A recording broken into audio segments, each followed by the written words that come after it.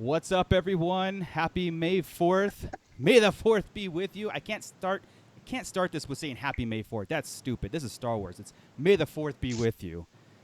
I am here with the Sarlacc crew, and there's a special guest. You all right? I'm good. It's just You making it? hold on. Choked up there. Just No. continue.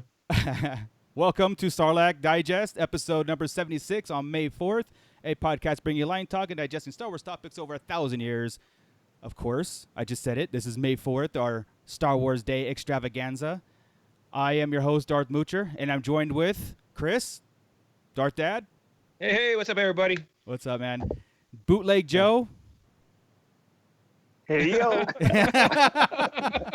Joey, you're muted, I think. I don't know what's going on, but I didn't hear you there. I heard him. Oh, you did? I Okay, heard cool. Well, Oh, there you go. Scott Solo is here. Hey, what's up, nerds? Fanboy Mike is here. 3 in a row. I know what. We need this lockdown to end. And special Can't guest wait for joining that. us is Adam Urban Spidey from the RLU Weekly. What's up, Adam? Thank you for joining us. Andy's frozen. And Adam is frozen. Oh, There he is. that was your moment. That was your. Yeah. How do you come on Starlight Digest and lay an egg like that?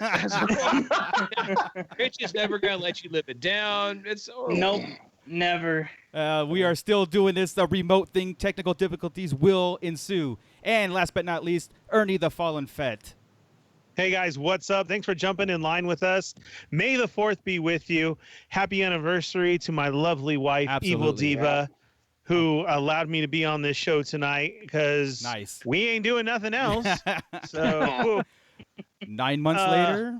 yeah, dude, this is insane. But hey, we get to pull out a great show. We do have news to talk about. We do. We had stuff dropped this morning. Unbelievable.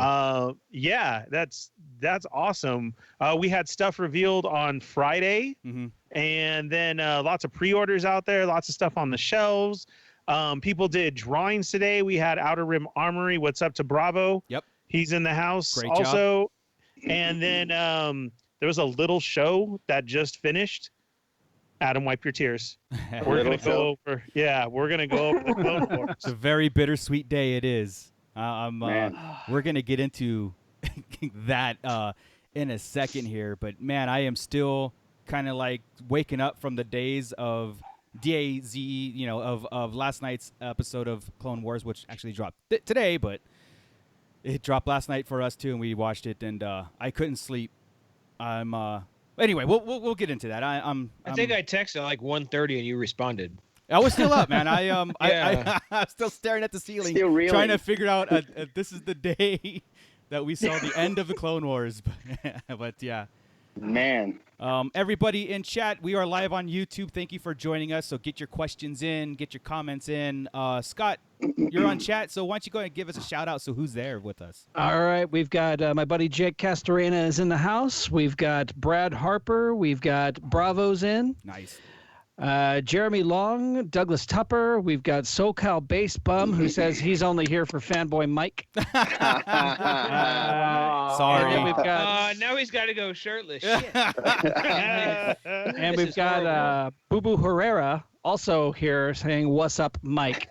Man, Mike. Yeah, see, No. I got a bunch of fans. His fan club of 2 is in here in force. No, Wow. Jeremy Long That's- is mine. that- Is mine. That's Oh, okay. 3. That's 4 more than I thought you had. Then damn. Oh man. Yeah, that's cool. And Bravo's gonna bounce because he hasn't watched it yet and doesn't want to Oh. get spoiled. Oh. How the hell have you not watched this Yeah, guy? I know. He's been busy. He's I a know. nurse. Yes. You know. Scott Oh, yeah, Bravo gotcha. from Outer Rim Armory. Yes, man, go watch it and then catch us up. It's only a half an hour long, so I'm sure that we'll be getting to the talk of it. But yeah, Outer Rim Armory did a giveaway, and our very own Ernie won something. Sweet. It's rigged. It's fixed. I tell you. Does Ernie not know? Yeah. He knows. No, I still didn't know. I got an alert today. My stuff's been messed up all day with everything going up this morning on Disney, on Shop Harvey's. That was a on mess. everywhere. The Disney thing was a disaster. It's ridiculous. It's been all day long. I've had no alerts from anything. Facebook, Instagram stayed on the same story all freaking day long. So Yeah. I got no alerts for anything. I'm happy to be on here today, but yeah, it was. You kind of think in the situation, Disney would have been a whole hell of a lot more prepared Yeah. for the millions at home who now want this stuff. Yeah. And it did not go smooth at all. I No. didn't get anything today. Wow. Anything. The probe droid should still be up. It was up there. I know I got it, and so did I didn't. I think you got it too, didn't you? Yeah. Marco. Yep. Yeah. When I clicked on my end, see, Uh-huh. it said not available. So Oh. Black Series wasn't enough. We needed the diecast. Absolutely. It was cheaper. The diecast Correct. That's what I was was going to actually say. cheaper. Yeah, I would Yeah, actually. It absolutely. was, Yeah. man. The Yeah. price. Yeah. I paid $30 and yeah. And Yeah. actually, this morning on Amazon, it was 23 Wow. Wow. for May the 4th. I didn't know. See, I got half and half notifications. Like I got Scott when Scott Bravo went online. I got that instant, notification to get on there. But I got nothing else on anything Disney Plus until you guys told me Disney Plus was up, and the probe droid and all that stuff. But I mean, everybody's home. What do you expect? I think we're still not technology ready for Even the people this. launching the stuff, right? Their Yeah. IT people, their marketing people, they're all at home. So Yeah. we're at the will of Oh, their yeah. internets at home and everything else going on, and it's a Yeah. wreck. Yeah, but yeah, even yeah. a major company as the Disney Store or even Amazon, Friday we had the announcement of all the new exclusives coming up, and immediately following, it was supposed to go up on Amazon, and they never put it up. Yeah. Yeah, that was an epic failure. They all went to Pulse instead, which Yeah. is cool, but still. Speaking of that, wasn't there a bunch of toy drops that were announced and everything, right? Hasbro Pulse did their Fan Friday thing and said, "Oh, here's these Amazon exclusives," and then Amazon dropped the ball, and so the Pulse had to put up the Amazon exclusives. So, Yep. which is think is Yeah, but kind of Oh, funny. is that why I couldn't get the Han? Yeah, Yeah. Yeah. it was on. It's on fine. Pulse right now. I don't So have Pulse. It's supposed to be later this week, Okay. Chris, though. I can get you one, Chris, There's if you want. Supposed to put it up. you can't. It's a minimum or a One. maximum of one per person. Yes. I got two. Should you have been might able not. to. Yeah. I got two in two separate transactions. You might What's not your- be getting Marco, what's your AKA? Correct, I got that's, because I got Joey Mike. one and me one, and I had two transactions. Yeah, I mean, we'll see. Yeah, I would see Hopefully. what happens. I But didn't see a minimum. I didn't see that, but we had drops of a prototype FET helmet, which is awesome. Mm. And then the Han and Carbonite, a Sounds two awesome. We don't need that. We need to get Jin Djarin's. We need to get his. You see me we don't smile because I was waiting for Scott to Yeah. jump on that Yeah. helmet. I'm sorry. The And way you knew he that was already gonna be jumped it. on the barge. I will get on my soapbox again and just rant on how we don't need a prototype FET helmet. When you Well, what replay about- this, what about when a you clone replay helmet? this video, it's gonna be like, Yes. oh, look at Chris getting excited for what's about to happen. right. They should have made a clone helmet A Yeah. Rex. instead. Yeah, 100%. That's okay. I still Yeah, ordered yeah. mine. Ahsoka. helmet. Yeah. And then we got the Kenner style Forlom and Zuckuss, where the names are switched backwards. We have a carbonized Vader, which is basically he's just like animation color blue. Right. Dumb. And then a Dumb. Hated it. two pack of Luke and Yoda, where the Yoda is actually to scale and can fit in the backpack. Right. That's cool. That's a cool.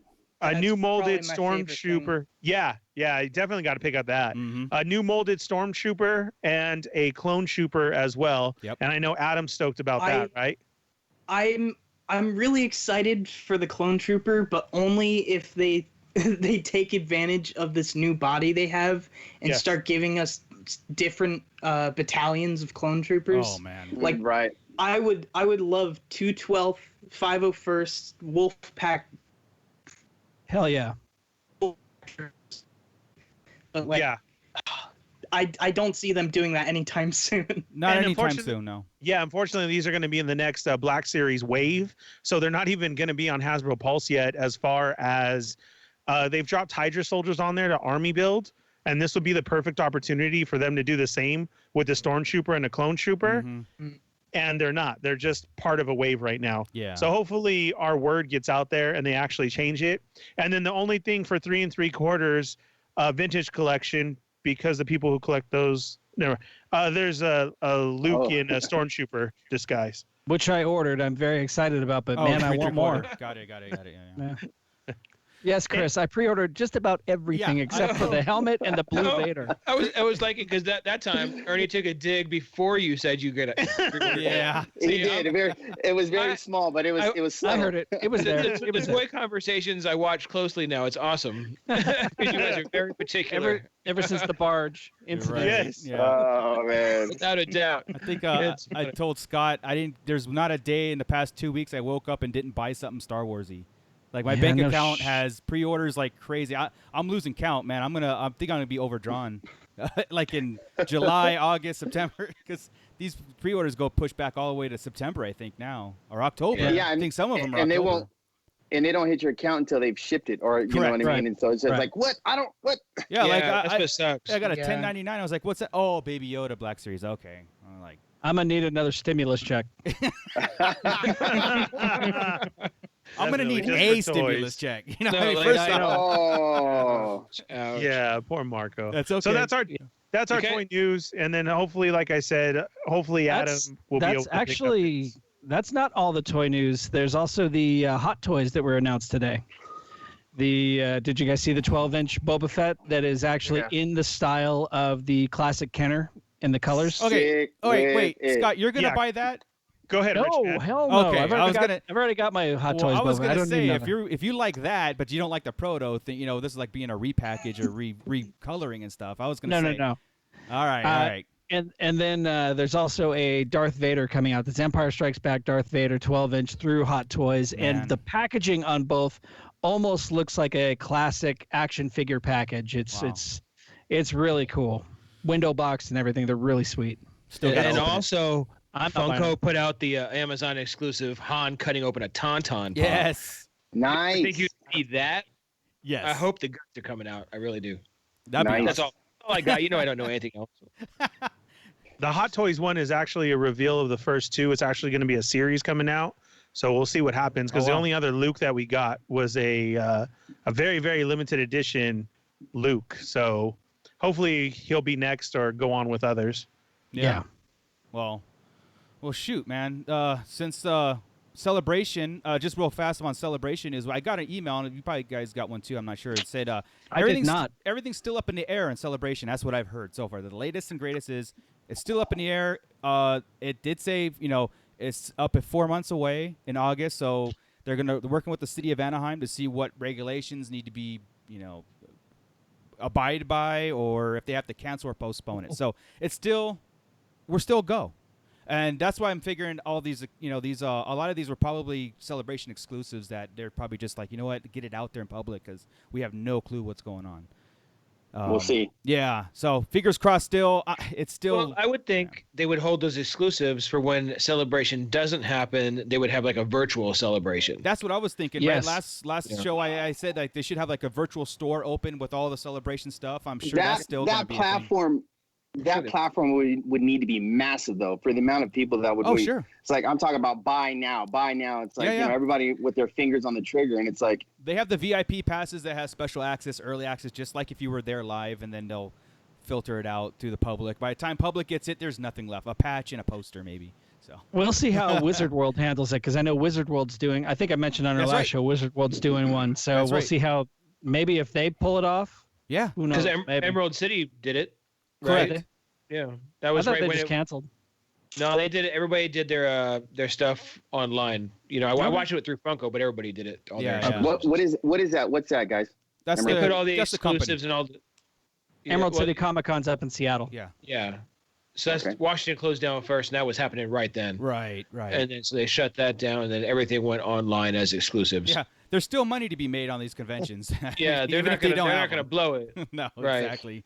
The toy companies are fine. It's the people, like Autographs. said and before. the- yeah. Daniel Logan, Mhm. guys like that. Yep. That's Absolutely. the drag. Well, cool. All right. Star Wars news. We got probably like the biggest news that we can always hope for and get is a announcement of a movie or a series. I'm Right? stoked. So we Man. got the announcement. This is just like a vague announcement. We got announcement of a theatrical release, which the wording is important because theatrical release is what Right. we were wondering, like, what are they doing Right. here, right? So Taika Waititi is directing this. We have I can't remember the two names that are writing with them, but they're very, very well known writers as far as like their latest work, 1917.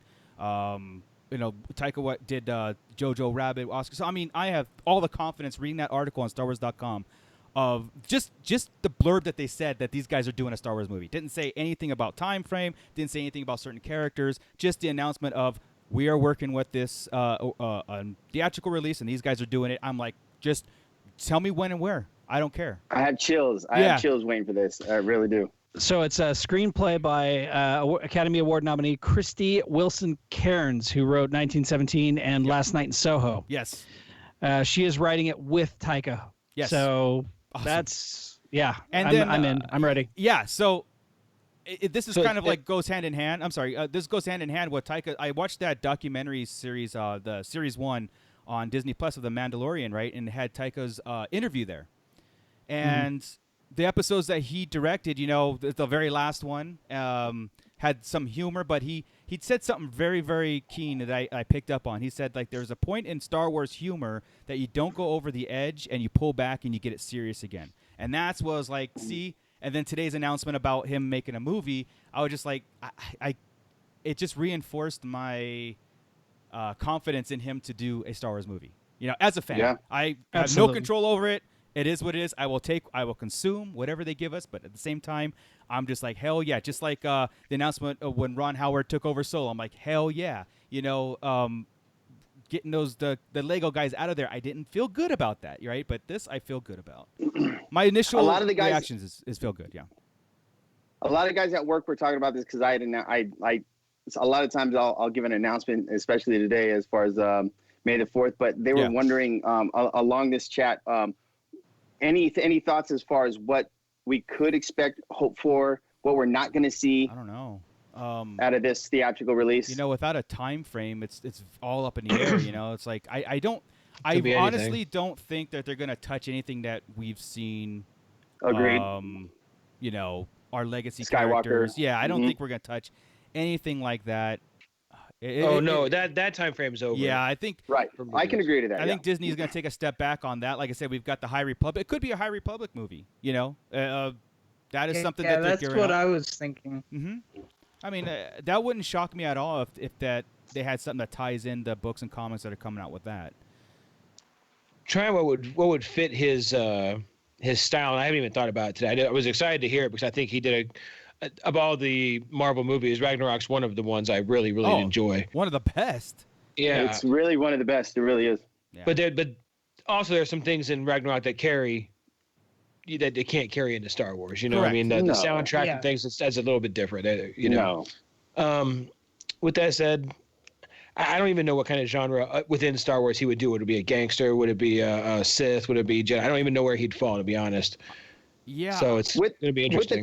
With the clout that this guy carries, though, you would think that he would probably hold on to a lot of the truths and a lot of the things that the fans. I don't know. I have a lot of faith in this. I really hope that he holds on to a lot of the truths that we believe in as far as Star Wars is concerned and move forward with that. Well, they don't have much choice with the people in there helping him. I mean, he's smart enough to know, and he's been there with Favreau now and see how Favreau works and Filoni works, and just watching that behind the scenes, you get it. And they were talking about, we're sitting here and there's the masterminds of Star Wars here, and they mentioned in that piece about being around Filoni and how he just knows Star Wars like he's George Lucas, basically. Right. Yeah, it felt. Yeah, I mean.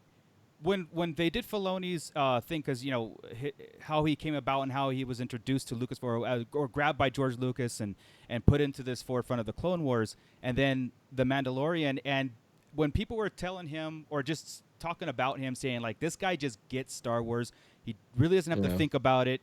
You ask him about what's her name said something about like this shoulder pauldron, right? And he just got it. He just like gave us the answer of how everything is supposed to fit in the Star Wars world. And how we reacted to it as fans, the Mandalorian series, as far as like, man, everything in here is fan service, and it's excellent fan service, and it's important fan service. And that just like he did in this last arc. Yeah. Right? Oh, yes. Yeah. Filoni gets his shit. I like that.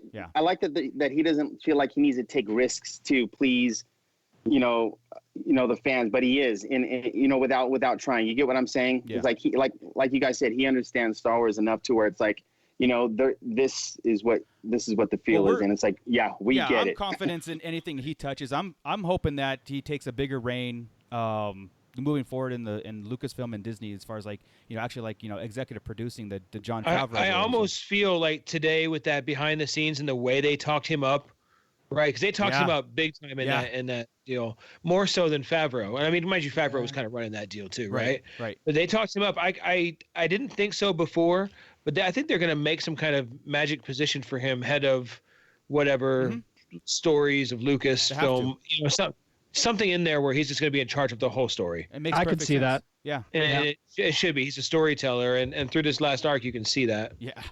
So. Absolutely. I mean, so the Mando series, the docuseries, was episode 1, the director. So I went through all the directors and we always had questions like I had questions like, how did they do it?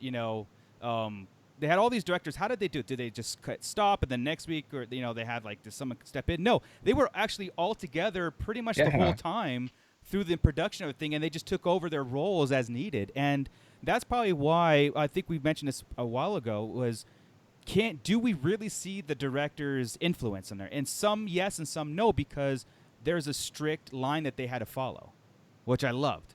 It's like they couldn't go way off the deep end. Just here's free reigns, do your episode, and then turn it in, and we'll just do the next one. No, it was really like, everybody was in the room, everybody's on the same page. Knowing that gives me so much more confidence in this moving forward to season 2, season 3. And I think Disney should take a note saying, hey, this works, don't try to fix it. You know what I mean? Yeah, you mean like as far as picture-wise, and like, this director feels like we should look at it like this or like that, you know what I mean? I'm just saying that they weren't given free reign to just do whatever they wanted. Yeah, there was a set rules that they abided by, and they worked off each other. Like, Taika didn't just go comedic, over the top, up the deep end comedy. He reeled it in, and it's probably because he was, other guys were around there saying, "Look, I need this to be serious. I need this to be, you have room here, room there." So, and above all, Favreau was there on set with every episode, along with all the other directors. I mean, he was there. So was Filoni. They were both there on every episode, supervising. Yeah. So amazing. I love it. I love the format. I love the weekly format that we're getting. Anybody else on the docuseries that you want to chime in or say anything? No, I think it's neat just watch how different they are with the actors, right? Like it seemed like Bryce Dallas Howard. Yeah. Like she kind of seemed like a stickler, right? Yeah. Like she was gonna, and was it Chow that which one did they say if they have an hour in the day they're gonna shoot? That was Chow. Chow. Yeah, that was Chow, Chow. right? They're not. Yeah. She's not gonna let loose at all. I think it was just a neat. It was cool. Talk about it. It was very cool. Oh man. I'm not big into documentaries, guys. I'm not, but it was cool, and I like that. That wasn't too behind the scenes for me.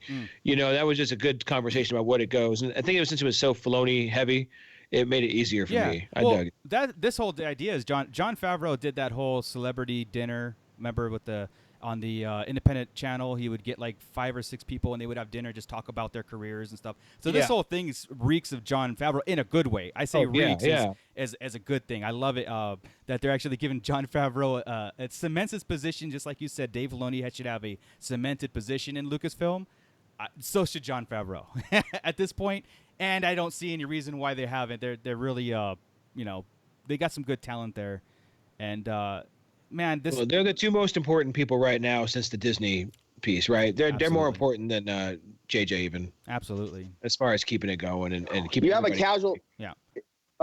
Speaking of that, you have a casual fan, Jeremy. One of the guys is saying, like, going forward, he likes what Disney has done. Like I said, he's a casual fan, but he likes what these guys have been doing lately. Sure.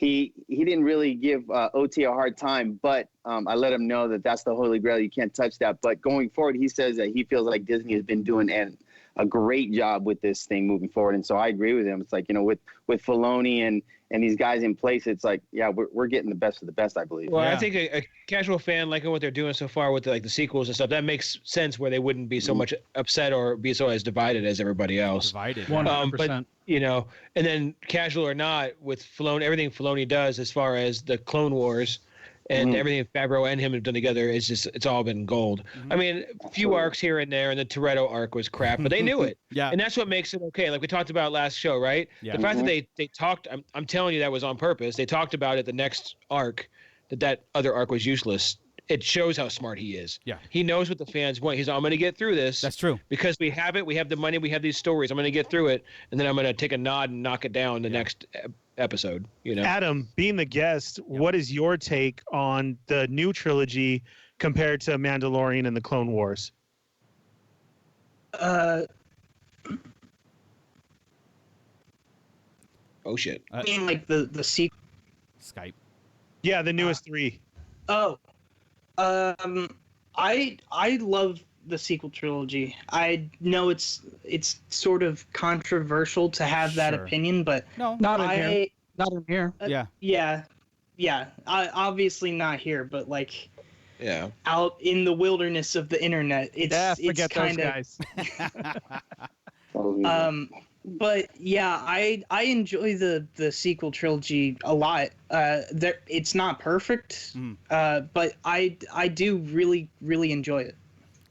Yeah, your thing is Clone Wars, right? Like you grew up on the Clone Wars, and that is your era. So prequels, Clone War era, Anakin, Ahsoka, Obi-Wan, all that stuff. And yes, you probably do have an appreciation for episodes 4 through 6. You know, I no. Like the first Star Wars I love Skype. 4 through 6, one of my earliest memory. Yeah. One of my earliest memories is sitting on the couch with my dad watching Empire Strikes Back. Nice. So Nice. it's just like I have an appreciation for all of Star Wars Sure. except for Attack of the Clones. Here. Oh, but here's a not to My man. but not to interrupt you though, but because of you're such a Clone Wars fan, does that make Attack of the Clones like even more special, or is it kind of like ruin Attack of the Clones? Honestly, the only thing that I like about Attack of the Clones is that it birthed the potential for the Clone Wars. Sure. And for that, I'm like forever grateful. Sure. But I just like I think Clone Wars to me it enhanced Episode 3, but it also really brought the Attack of the Clones for me back in the day before even Clone Wars was a thing. It made me go back and like I get it, and like okay, this is cool. Where are we going with it? And it was just like it's just a war, and but that piece in between the two episodes is just a miracle that we have it. Yeah. Joey, did you like the documentary series? Like, are you is that something you're into? I was at work, so I only saw like probably maybe 15 minutes into it. Yeah, so, it's but like what an I hour saw, or so. it was pretty cool. Yeah. I mean, I saw it up to when they were talking to Dave Filoni. He was talking to George Lucas. Yeah. And he's talking about his interview process, and I was just like, yeah. Wow. I mean, you can relate with something like that because I've been in a couple of interviews where I thought, oh man, there's no way I'm gonna nail this job, and he's like, they just walk and say, hey, you got the job, and he's like, whoa, I got the job. I love the whole thing about I'm gonna have all sorts of nerd cred when I go out. You know, like my opinion is gonna matter now. Yeah. Now his opinion is like the only one that matters. Exactly. Yeah. It's proven though. You know what I mean? Yeah. Dave Filoni is one of us when it comes to the Star Wars fandom, right? He grew up with it. He likes to talk about it. He's all about it. I think that you ask him a question, he'll know exactly if that fits, where it fits, and how it fits. I believe every one of us is like that too, where we'll tell you how it fits, where, and how, and why, and the reason why. Mm-hmm. And it just made the only difference is if we say it, it doesn't change anything. If he says it, it changes things. And that's changes everything. Exactly. And you know what? That's just our role in his. You know, he's like one of us that got lucky, and he deserves every bit of it, man. And I'm like I said, I'm because I've always known this about Dave Filoni, but just reinforced my vision of him as a fan to fan. I am like, okay, our input is safe with him in there, and that's why I want him, at the helm. So, man, so that's gonna be a weekly thing. I like how they're breaking it down because remember we also thought they was gonna break it down like week 1 was gonna be episode 1. They were gonna break that whole thing down, and so they're going like directors and then maybe actors and maybe scenery and then maybe the child is gonna be a whole week. So I like the way they're doing it. So. Yeah. So, May the 4th is here, and the Clone Wars arc. We're getting into the Clone Wars now.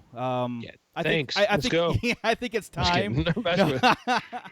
I think it's time. So we last left you guys off the first 2 episodes of the 4-part arc. We got episode 11 and 12 last Friday and yesterday. Now, the very first thing I'm gonna just bring up, and then you guys can kind of like tail off of it, is the very first thing of the first 2 episodes. But we'll break down, the one from last Friday first too. But it's the music, how they did it from the intro text. Oh my god, the music is completely different.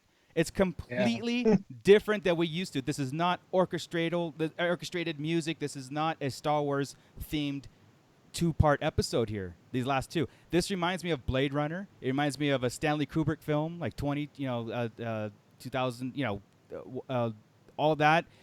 More synth, more eerie. It reminds me of Anakin's turn to the dark side as he's staring off and staring at the temple. Mm-hmm. And that's and what it was. It was the music from '66 the whole time. It was going. It was a lot of depth. That's how I felt. I felt it was a lot of depth. It just made you watch the film the way they wanted you to watch it. That's how I felt.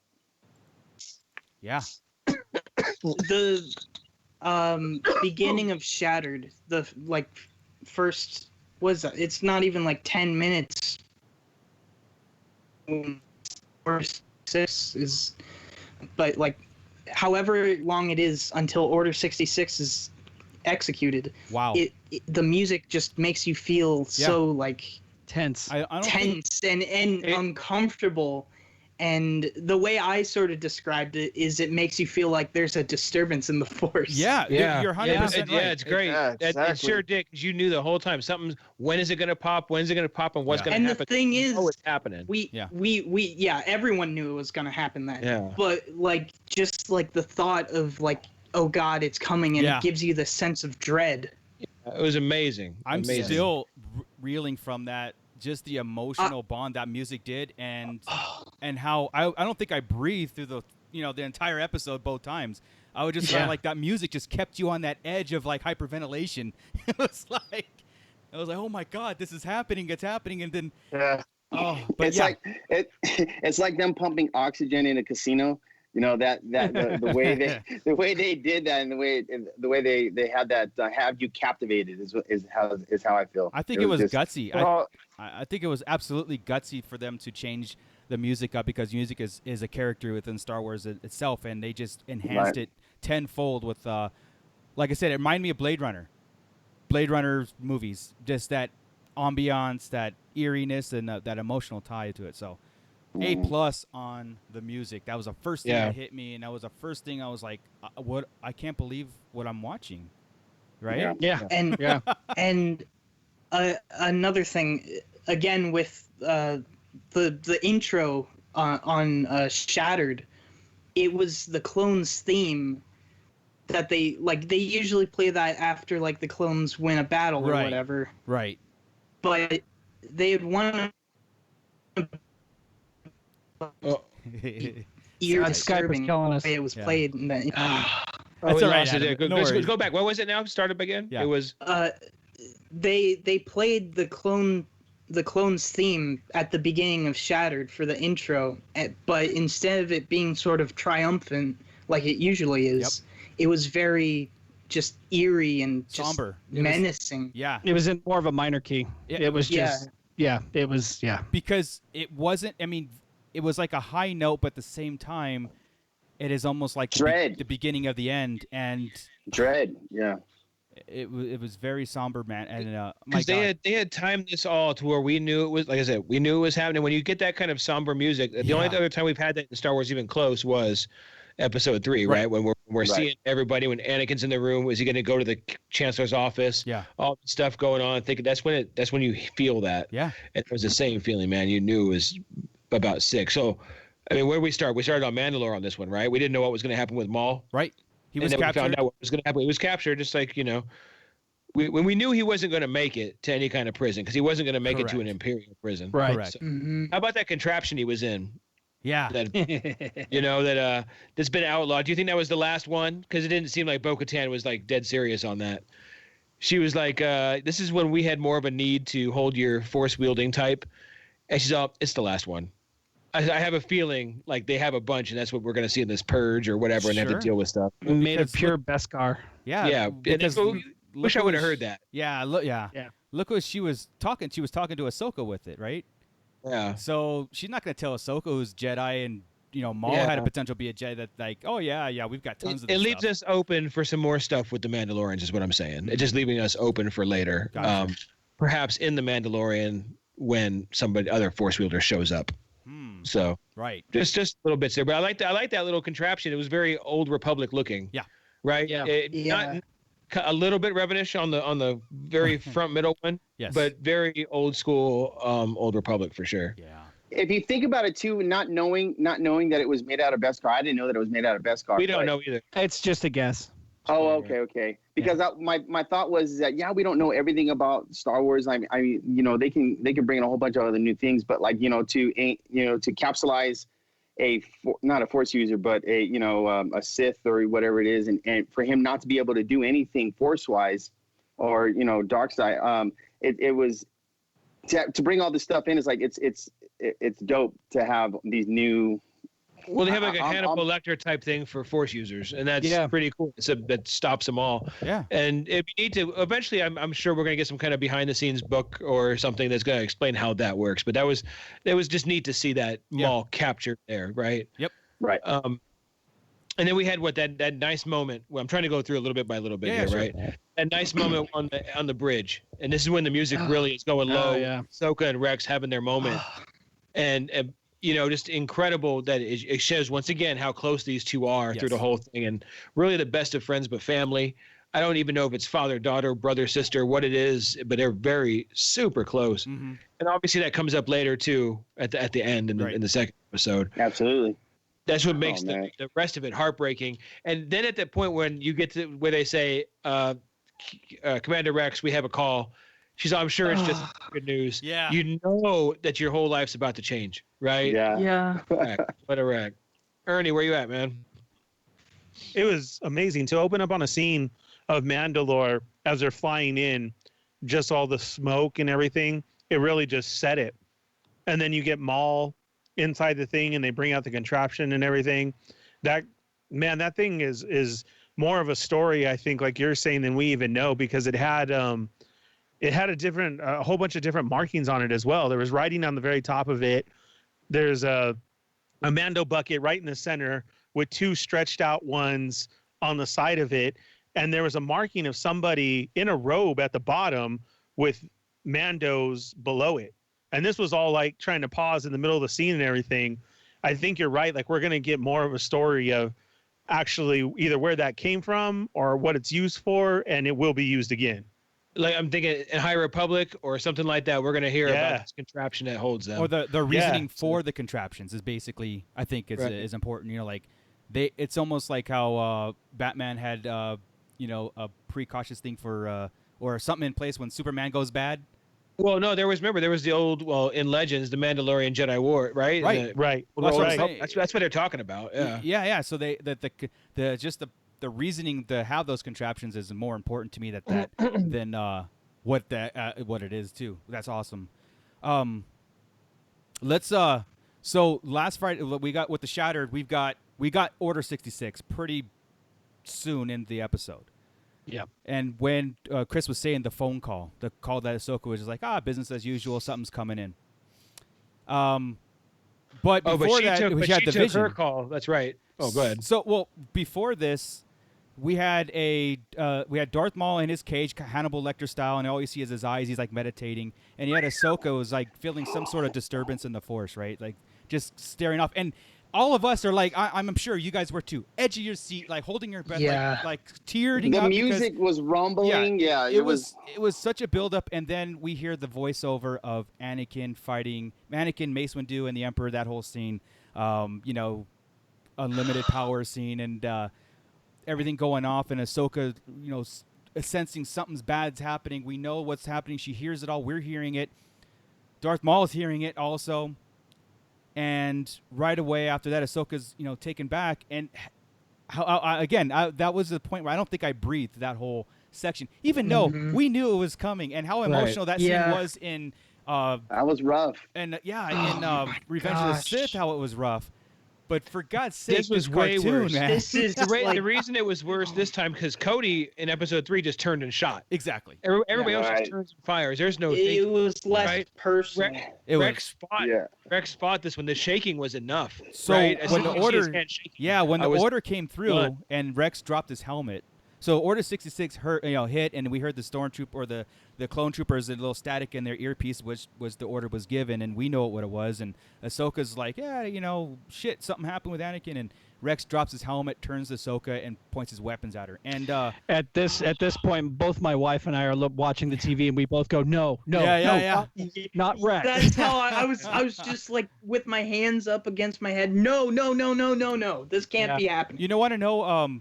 I know that it was kind of like a Pablo Hidalgo confirmed that Rex was in Return of the Jedi, right? But again, that's nothing I don't think is 100%. So I honestly did not know if Rex was going to survive this episode in both of them, And I thought, oh shit, could that just been a promise to like when he said Rex was in a surviving clone? Oh no, I'm sorry, he was in Rebels. I'm sorry, but no, I was he was. I'm sorry, he was in sorry. Rebels. I was getting confused. Sorry. That's the craziest thing about this. With all the stakes as high as they were, none of the main players that are in Rebels were gonna die. So we're sitting here on the edge of our seat, knowing that none of these characters are gonna die. But at the same time, still, it's just so where I was going to kill her at all. Yeah, where I was going with is like he still has the chip. He's pointing his gun. Order 6. How are they gonna play this out? Is what I was trying to get to. Is how are they gonna play that out? Rex has the chip still in him, and of course, Rex is the one who fought this Order 66, and he kind of before he went after Ahsoka, he said Fives, look up Fives' record or something like that, and then she had to find Fives, find him, and she had to stun him while the other clones were turning on her, and they were locked in this room now. So she's got the 3 droids with her, Rex unconscious, and Ahsoka in this room. Now she's finding this plan that Fives uncovered and all that stuff, which was awesome throwback, amazing. And at the meantime, the whole ship now, like Scott had mentioned before, we're seeing Order 66 take place on a Star Destroyer in this ship all alone. Now you have 2 Force wielders on here, and they said go kill Maul and go kill Ahsoka. So target 1, target 2. They didn't really care. So that answered the question in a bit, because we're about to get to the piece where Rex tried, where they try it. He tried, right? yeah. But I was wondering if it would come down to she's not a Jedi, and why would they go after him? It was just Force wielders, really. Right. Ahsoka and Maul, neither one are Sith or Jedi. Yeah. Right then. Yeah. Well, he had special direction directly from Darth Sidious to kill Ahsoka Tano. Actually, let's talk about that real quick. When did they all start calling him Darth Sidious? Right. It was new. This episode. It's almost like keywords that trigger things. I think the chip. I think it was a pre-downloaded thing that they had. It's like boom, Order 66, Darth Sidious is supreme leader. The Jedi are wiped out, and that was like a directive moving forward. That's so these are the new file names. Yeah, I think it was that. As soon as the chip was activated, it definitely switched them and turned something on. Something I wanted to point out real quick, and Shattered part of the which was cool about which clones had them. So I'm thinking in my head, did you guys notice that the shock troopers had Maul? Yes. They those are directly tied to the Emperor, especially at the end of Revenge of the Sith, and he has them there and everything. So that I felt like that that's where that order came from. How we're saying like where did it come from and everything. Like he specifically knew Maul was there, and they were told to kill him. Oh, you mean like they were stationed there because of that? Yes. It's pretty weird. I love that we don't see shock troopers, and then all of a sudden Maul's here, and they're here. And that's all who they're watching is Maul. Yeah, because at that point there's nobody else to watch. Right. Nate, now, there was something else we skipped, and I didn't mean to. Yeah, go for it. It was the we got the award for the biggest dick in Star Wars, right? Oh yeah. I don't mean largest. Please elaborate. Yes, sorry. Biggest asshole? No, still doesn't work. Makes it yeah. How about that? Right? Yeah. So all of this now from episode 1 until the last episode of Clone Wars, the guy is just a complete ass. Except 100%. Except for the Jar Jar and him arc. He's cool in that arc. Other than that, he's a complete dick. Don't get me wrong. Ahsoka set herself up, right? With I did my duty as a citizen. Right. And there was no Jedi, right? And then she asked how is this all being affected? And he's like, well, that's nothing for you, citizen. Exactly. I mean, just twist the knife. She set it up. She set it up, and then she owned it, though. She took it with yeah, I understand. Knowing damn well she was pissed off. Right? But she's like, I set him up. Mace Windu is not wrong in that aspect, because he's like, Mace Windu takes things very personal that I get. You left. You left. I don't have to answer. You know what I mean? You're not welcome back. It's duty. Just but like we talked about. He's like an Obi-Wan Kenobi times 10. You know what I mean? Yeah. But be honest, even if she was still there, he wouldn't tell her anyway, because he's Mace Windu. Yeah. She's not on the council. You're not on the council. I only talk to these members here. Absolutely. Your master's not the master. But yeah, what am I listening to you? I think, and I'm sure you guys, Adam probably knows this too. It's like I'm sure us in chat were like, you know what? Screw you, Mace Windu. No one puts Ahsoka in the corner. That's right. No, speaking of Mace Windu, I was just watching that. I was going back on watching a couple of Clone Wars, like back in the other seasons. Yeah. And I was watching the one when Boba tried to assassinate him. Yeah. Yeah. The way they catch Boba, and he tells him, I don't know how he tells him, how do you say about forgiving him? And Mace just like looks like a total asshole. Yeah. And just, well, you're gonna have to learn to forgive me, and just walks away. And it's like, wow, dude, you killed his dad, dude. It's like, cut his head off. What do you expect from this kid? You killed his dad. Yeah. I kind of like that dynamic of like, Mace Windu being on the council and being as stringent as he is, because it puts a different perspective into Jedi. Like, Mace Windu is the reason people hate Jedi. He is that staunch, whatever. But and then you have like Ahsoka, which is like, you meet her and you're like, wow, you're nothing like Mace Windu. well, right there, they were good cop, bad cop with Ahsoka, right? You had Yoda and him. Yeah. Because afterwards, Yoda's all. Oh, and how about this? With Yoda's so caring with her, and always is. Yes. Right. Even during the her trial and everything, Yoda never. He was being outvoted. Yeah. Right. He can't stop everything. Right. But he is so sweet to her and all the time, and he's just. It's killing him. Yeah. Through all this stuff, he's going through the war. They're losing. They've got a Sith Lord over here. They're losing one of their prize pupils, type of thing. It's a mess for him. Yeah. But what about this message? What do you want to tell Anakin? Obi-Wan left the same way, right? When she said tell Anakin, the two different times these people have said, "What do you want me to tell Anakin?" Right. Or vice versa. What the hell is this message? What's going on? There's something specific. May the Force be with you always. Oh. Don't drink the Kool-Aid, Anakin. I don't know. I guess we'll never know. What do you guys think it is? What do you think could be? I mean, other than what Scott said, just may the Force be with you. I mean, I love you. I don't think that's it. I don't think so. No, because Ahsoka is a Jedi. Yeah. So. To jump, because maybe it was all about her coming back. Because she did say, "You're not a Jedi, not yet." Right. Is General Skywalker here, right? Maybe she was going to tell him her choice, and her laying down at the end and putting it on the ground was the message to. That's what it was. Never mind. The last scene was the message.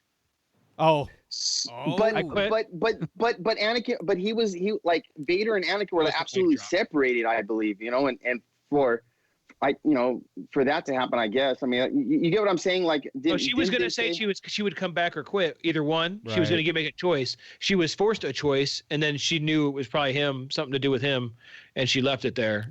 I always kind of thought the messages to Anakin were always like, we all see this path that you're going towards. Don't give in, kind of stuff. Almost like, Anakin, you're doing this, and I know you're angry, but you can't go down that path.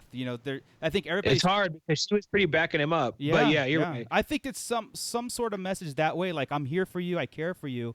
You're not alone in this journey. You know what I mean? Like, because Anakin always seemed to be alone. They're still good in you. Yeah, they're still something like that. And I guess you do have to figure it'd be Ahsoka to try to do that because again, even through these episodes, she's flawless, right? Yeah. Because she had a chance to be flawed about 100 times. Yeah. In these 2 episodes, and she didn't. Still didn't pull the trigger, even to the last minute when they were going to quit. Right. When Rex wanted to kill everybody, she wouldn't. Yeah. Right. Yeah. She's still flawed, unflawed. So how about their partnership going through the ship? right? With not wanting to kill anybody. Yeah, this made sense to me. Like Ahsoka was like Rex. Oh, after Rex got his chip, taken out by. Reverse back. Go back. Sorry. Yeah, I was just gonna say, like, they're trying to find. They find the Fives file, and it said that each clone had a chip, and she discovered what was Order 66 really. And she decided to find Rex's chip and deactivate it, so she has him at least, because again, that brotherly whatever it was, that she needed Rex for this, and absolutely she needed it. As they were discovering that, let's talk about Maul in Ahsoka. Okay, yeah. like Maul's when she and we said it last week, right? We said I think Ahsoka's going to go free Maul because she needs his help either to find answers or they're in this together. They're in this. She needs together. him to escape, right? Yeah, because obviously they're all attacking all Force users. So she goes and frees Maul, and he's like, good, and takes the shock troopers out non-lethally again. Yeah, right? Just knocks them out. She made that decision at her squad, the 501st. She's not going to kill him, even though they're, never mind. they're going to all die in a second anyway. But yeah, she decides just to be a moral. I'm not going to be the one to kill them. That's her. That's what she said. They message. all may be ready to die, but I'm not going to be the one that kills them. Correct. And let fate kill him. When Ahsoka freed Maul to pretty much go be a distraction and do your thing, Maul's revelation of, like, oh my God, the son of a bitch did it. This is how he did it, and what a genius plan. And now I'm privy to it, and that got me too, because again, Maul is just one of those characters that were written off in Phantom Menace and just became this full circle, so important to this series. Were you guys disappointed that they kind of Ahsoka just freed him just to be a No, I think that was not at all. I think it was the coolest thing because it wasn't expected. The fact that kept her flawless. Again, she broke him out. She said, "Oh, we're not teaming up." Yeah, because he was like, "Okay, what we're gonna have to do is exactly. follow my lead."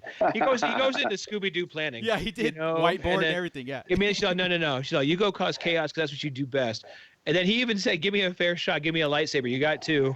And she's like, "I'm not rooting for you. I want you to go die. I just need some time." Basically, yeah. So good. Awesome. So good. Even with her troopers against her, she doesn't want to hurt him, and she'll send him out as bait. Although he was pretty badass too, without a lightsaber. Unleashing Maul, no kidding. Is people are gonna die when you unleash Maul. So yeah, again, Ahsoka's in that desperate back in the corner, realizing what's going on. I thought that was awesome. As their pretty much their last encounter, and Maul's before his rampaging escape and all that stuff. I thought that was awesome. When what's the first thing he says to her when they see each other again? Oh, in Rebels?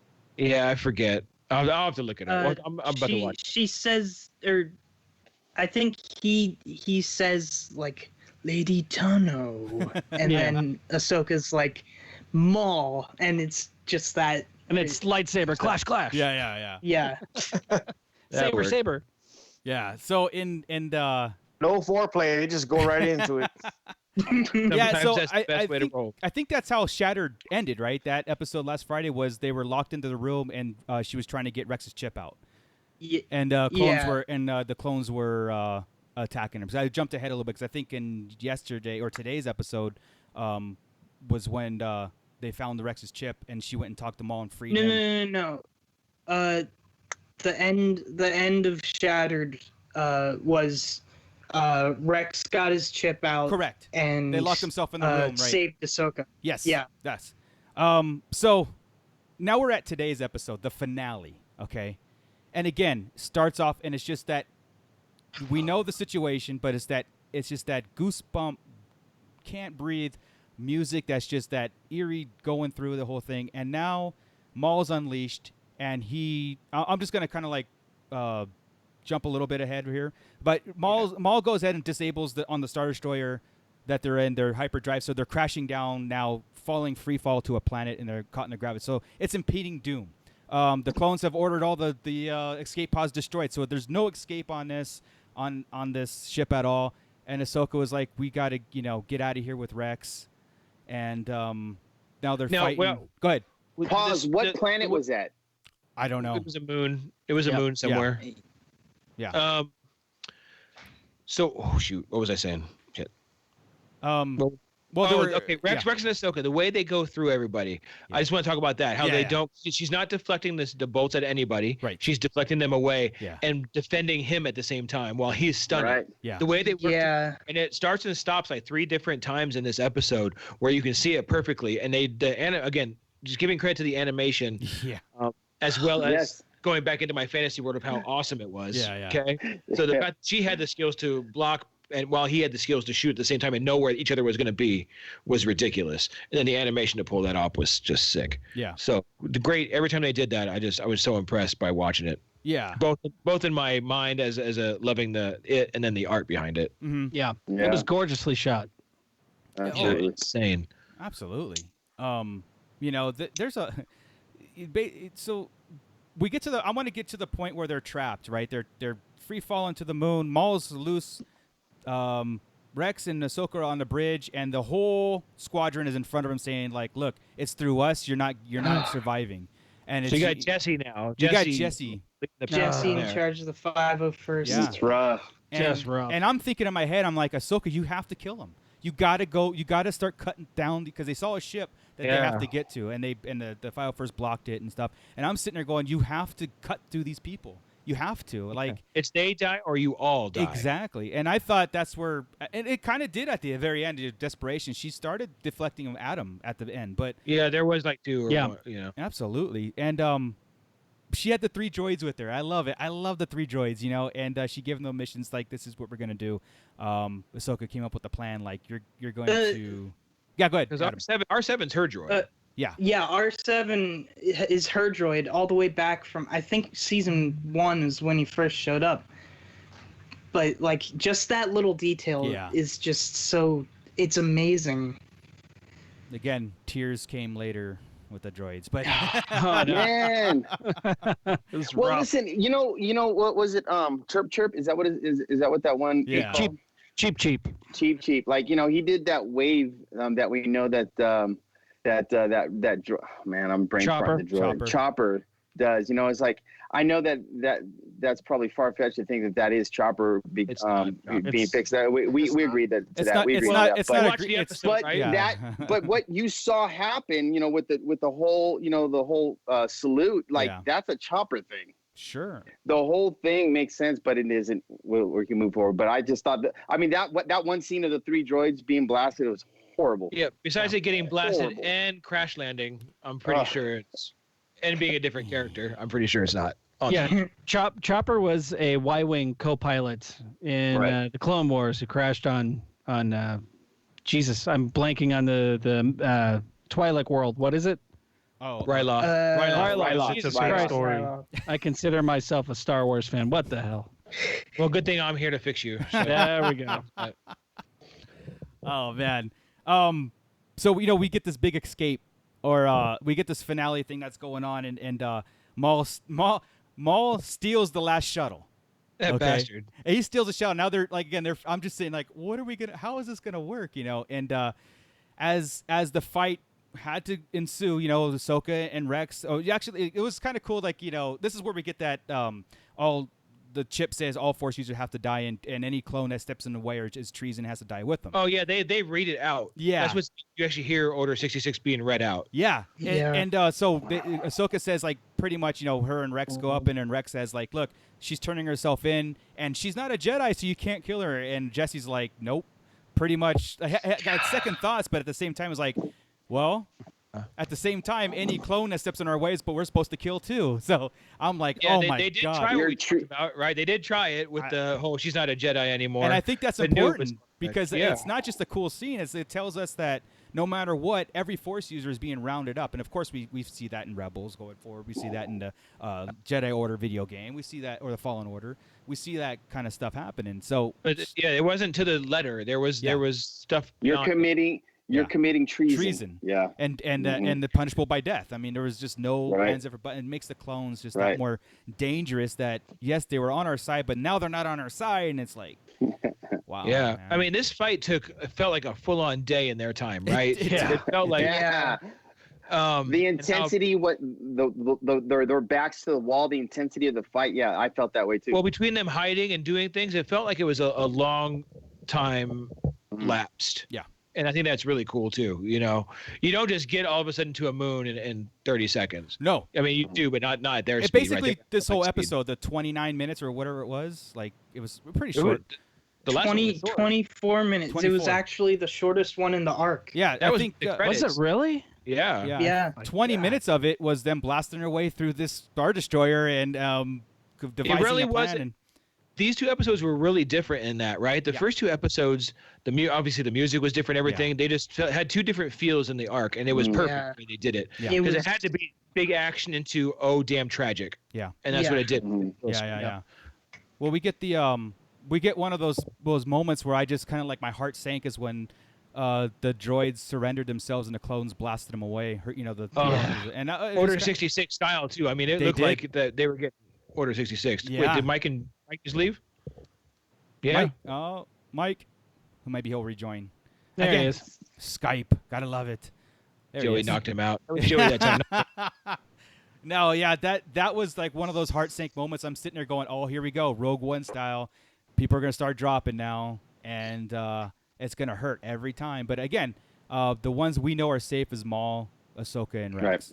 And but at the same time, it's like how are they gonna escape, and how much damage is gonna be done? And now let's talk about that quick lightsaber in the ground, circle around. Oh my God! Drop. That was insane. That was so good. Again, that was awesome. Very good. No, here is something. Okay, I'm gonna nitpick one little bit. Sure. Okay. Sure. The first episode of the arc, right? One of my favorite things was that Ahsoka entrance, the stop and the break with the lightsaber. Yeah. They've done it 3 times now. Now I'm mad. Right? Yeah. That's her new move. 3 times is like, now the first time isn't cool anymore. Now when I watch the first, be like, oh, there's the break. Nothing special. Yeah. It's gonna do it again. Which, by the way, if any of us thought about this at all, it doesn't make sense. Right. It doesn't because it would cut right through it. Yeah, exactly. What point did my lightsaber get tough and stuck on that metal? It would be like butter. It would be like trying to propel yourself through butter. You know what I mean? Do it once, I'm cool. I think it's the coolest thing ever. Do it 3 times, I'm questioning it. Bad move. Agreed. Oh, yeah, that's true. That's true. But they kind of relied on that move a little too much. But they did, and it was awesome every time looking at it. And I thought to myself, if that was the only time that happened, it would be just as cool. Although the intro scene, the whole thing was beautiful. Yeah, it was different. The funny thing is, I'm watching that, and I know Chris is going to say something about this. It's at least one too many. Yeah, you felt it though, right? You had to. I did. Wow. Okay, let's talk about this right now. Okay, here we got lightsaber right here. Okay?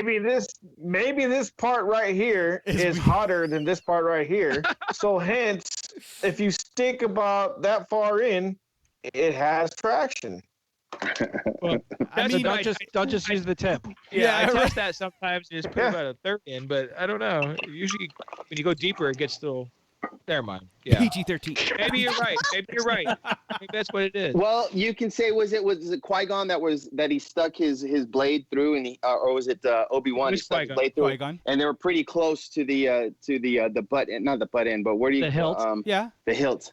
He was pretty close, so that kind of makes sense what Joey's saying. The hotter spot is just right there. There's some resistance there, I think, when it comes to sabers and metal and doors and stuff. I don't think it's like that easy, like cutting through paper. So when you're coming through like a hull of a ship, and I'm sure that there's some resistance that has to be done. I don't think it's I'm sure. An 8-bit sword, it'll slice through anything. Mike just brought up something. Okay, remember when Obi-Wan and Qui-Gon both stuck their lightsabers into the door and it started melting? Yes. Yeah. Right? The door started melting and falling. Okay, how in the hell does Darth Maul stab Qui-Gon Jinn in the chest and Qui-Gon just doesn't disintegrate? I mean, he was very still, perfectly still. Like, yeah. Think about it. He's got a lightsaber stuck in metal and it's melting and falling apart. He's got a lightsaber stuck in flesh and bone. And it must have different settings. It must have welding and it must have fighting. And that's what it's like a screwdriver. You go drill or screw. This part right here is the cooler part. Yeah. This is like the little part. We figured it out. I think it's in one of these books. Science and sabers. Oh man. awesome. Oh my God! All right, That was a slick move, and you know what, her force skills again. She's up there at this point. I think I've made myself clear, and it's after a couple of weeks of it, it hasn't gone away, and today didn't make it any different. No. Right? Her stopping the ship, that was awesome. That was more powerful than Ray stopping it. This Maul was trying to go out full throttle. Yeah. Right. Man. That escape ship wasn't going to get out full throttle. The shuttle. This fool was trying to go full throttle. She was holding it one-handed, doing right. It was awesome. You know what? That was. I think I'm gonna interrupt real quick. Jake on the chat says in the novelization, Qui-Gon was fussing with his settings to increase output to melt the door. Boom. Oh. There you go. See? Gotcha. Drill the screw. There you go. Good call back there. Awesome. So he's like that, and then that is a deep cut. Wow. Yeah. There we go. Too much energy. So yeah, theories are right. That point was kind of well taken because that was at one of those moments where things were about to go south. Is when she's holding Darth Maul back for the Force, and then Rex is taking fire, and then she gets hit in the shoulder, I think, and things are going bad. Leg and the shoulder, man. She took 2 hits, and she had to let him go. It's that point where she had to let Darth Maul go, and he took off, went into hyperspace, and he was gone. So because even if she stopped Darth Maul, she still had to fight Darth Maul. Yeah, there was no getting out of this. No matter what she did with that ship, let it fucking go and see what else you can do. You think if she did fight him? You think if she did fight him, and that do you think she would have died with him just to kill Maul and died with herself? Do you think? Yeah. That's what she would. I mean, not knowing what we know. Yes. Yeah, like that was her purpose. Okay. You know what I mean? It would have to change. I mean, we would change things. Yeah, the purpose of her getting him is like, I'm going to take you with me, kind of deal. Like she was ready to die with killing Maul at the same time. Yeah. Interesting. Can I ask you a question? It kind of goes back to the theatrical movie. I mean, could they go forward with the Ahsoka movie, and you guys be good with it? Yeah. Well, yeah. I was good from a few months ago when they were rumored. After this last episode, especially after this with Ahsoka and what you guys had said about her, and going back to like her whole character development and where she's at now with almost zero flaws, it's like she's the next Yoda to me. You know what I mean? No, it's like it's not zero. So. It's not near zero. I haven't found one yet. Yeah. I honestly, besides saying Sky Guy when she was young, there's nothing. This kid. Right, but she was young, and no, I'm just kidding. That wasn't even a flaw. But like with what we saw in Rebels, and her at the end of the whole thing. Spoiler alert. But you know what I mean. Going forward, it's like I think they can do something with that. She could be like a guru of some sort, some kind of force guru. Okay, somebody said this earlier. Somebody tried to compare her to Rey. Like we've seen what Rey has accomplished in the movies, her powers and stuff, her lightsaber skills or whatever. And then we've seen what Ahsoka has grown up to the point. It almost feels like Ahsoka's outshining her. Yeah, she doesn't have just the raw ability. She was trained. As far as her powers. Right. Especially her saber skills. She would thrash Rey in her saber skills. Oh yeah, she thrashed just about everybody. I mean, I'm amazed she didn't handle Maul. She looks like the smoothest one of everybody. The thing is, Maul is like one of the best, most skilled fighters. Yeah. Yes. And was struggling to take Maul, which they showed in the show, but she took him. Yeah. Well. I was just she was taking him enough to be cocky with him, right? When we talked about last week about the whole "you're lucky Anakin didn't show up." Right. That's well. I just want to kind of like touch on that Ahsoka like in the level of Yoda kind of thing, and I immediately said no, it's not her abilities. It's not her abilities and anything. That is that Yoda is such a far different character in his ability to see the Force and use the Force and let things happen. Like Ahsoka's about preventing things, like pretty much how Luke was in Empire, right? He was out. I have to face Vader. It was his destiny. Yoda is almost like, look, this thing has to happen for this greater good to be. I understand. You know what I'm saying? Like, and I don't think Ahsoka is that. That's why it's like I immediately said no on that level. Now with Joey, I totally agree. Ahsoka would kick Rey's ass. Yeah. I'm almost thinking she might kick Kylo's ass. I don't know. I mean, that's That would be an awesome fight. She was trained by basically Anakin and Obi-Wan at the same time. That'd be an awesome I know fight. Anakin the master, right? She has two of these just completely opposite people, and she's kind of the amalgam of both of them, right? Yeah. She can follow the rules but find the way around them. She does have the anger and sees why she needs to leave, like Anakin. She can see through the lies of the Jedi type of stuff. She's the perfect combination. Here's another. She's the best parts about each of them with none of the faults. Right. And that's why I think she is awesome. I think she could be to that level now of the future. Mm-hmm. We don't know that she's dead still, even in the sequel. No. We just see another level of Jedi of her power was she was able to heal the kyber crystals to form a healed crystal. Is she the only one to do that in lore? That we know of, that's when she gets the white crystals, right? Oh, very good. Rey did. Rey's the only other one, her and Ahsoka, because Rey had to do it to rebuild the Skywalker saber. Right. Yeah. She reforged it. Yeah. And then Ahsoka healed hers. Awesome. So I love it. God damn it. I do too. So I can't wait. I hope there's a movie. I hope there's a lot. Now it makes me, even though we haven't got the official, which you thought today would have been a Rosario Dawson official announcement. Right, yeah. Right? Yeah. With Clone Wars ending, Mandalorian thing out, May the 4th, it would have kind of been the perfect day. Maybe they're learning their lesson on too much saturation. You know what I mean? Like, we got this Ahsoka build up this whole time. Let's give it a rest before we bring her back again. Before Disney would be like, yeah, Ahsoka movie, Ahsoka books, Ahsoka another spin-off cartoon. Well, we already had the books, and she's already but maybe like they're learning their lesson and spreading things out a little bit more. I don't know. I mean, they've built this character to where the next level is where it should. You know, what I mean, the TV or movie, and they built her, like I said, to the perfect point where we can do anything with her, and I'll be okay. We did get some news for The Mandalorian today for season 2. The first director revealed is Peyton Reed. Oh yeah. Oh wow. Yeah, that news had dropped today also, and that you say that like you know who that is. I've heard of it. Totally. That's the director from Ant-Man. Yep. Oh, okay. See, I just watched watched Ant-Man again the other day. That's why I said, "Aha, Scott." Try to call me out. Okay. We're definitely leading different ways with all this stuff, right? Because Ant-Man is quite along the lines of Ragnarok. And Right. Yeah. Seeing there the comic relief. Correct. Just that level of comic relief. Yeah. It seems he may be doing the very first episode, because then they show a picture with him sitting next to the child. The child's still in that seat with the ball in his hand, in his lap. From that whole thing. He's got bed sores at this point. So it could be the first episode. They could all be together, right? Yeah. What was the name of the first ep again? Is it The Search or something, or what's it called? I forgot. I have to look that graphic up. Yeah. Look. Yeah. The Search.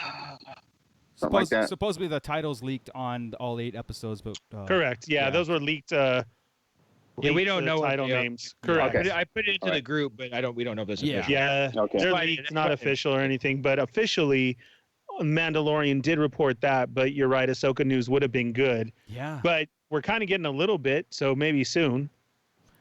Today would have been the day, like Chris said. I think, as everybody's in this lockdown, today is like the day to really just. I mean, they already did enough. To me, they already did. Yeah. Oh no, they did. They did. It was just weird that this rumor is there, and if they're ever going to confirm it and not just wait for a sneak in, this would have been the day. Now, if it doesn't happen today, they're waiting for either a trailer or they're just going to try and sneak her in. Yeah, they could have. If they do go forward with Rosario Dawson, though, man, I really think they picked the best actor to play Ahsoka too. It's like. That's all I see now. I mean, every time I see Ahsoka, I see Rosario Dawson. Isn't it? Honestly, no doubt. Isn't it? Yeah, absolutely. I see it now. And it may be wishful thinking, but again, every time I think they tweaked the animation a little bit to emphasize certain make it look a little bit more like absolutely. Why not? Yeah.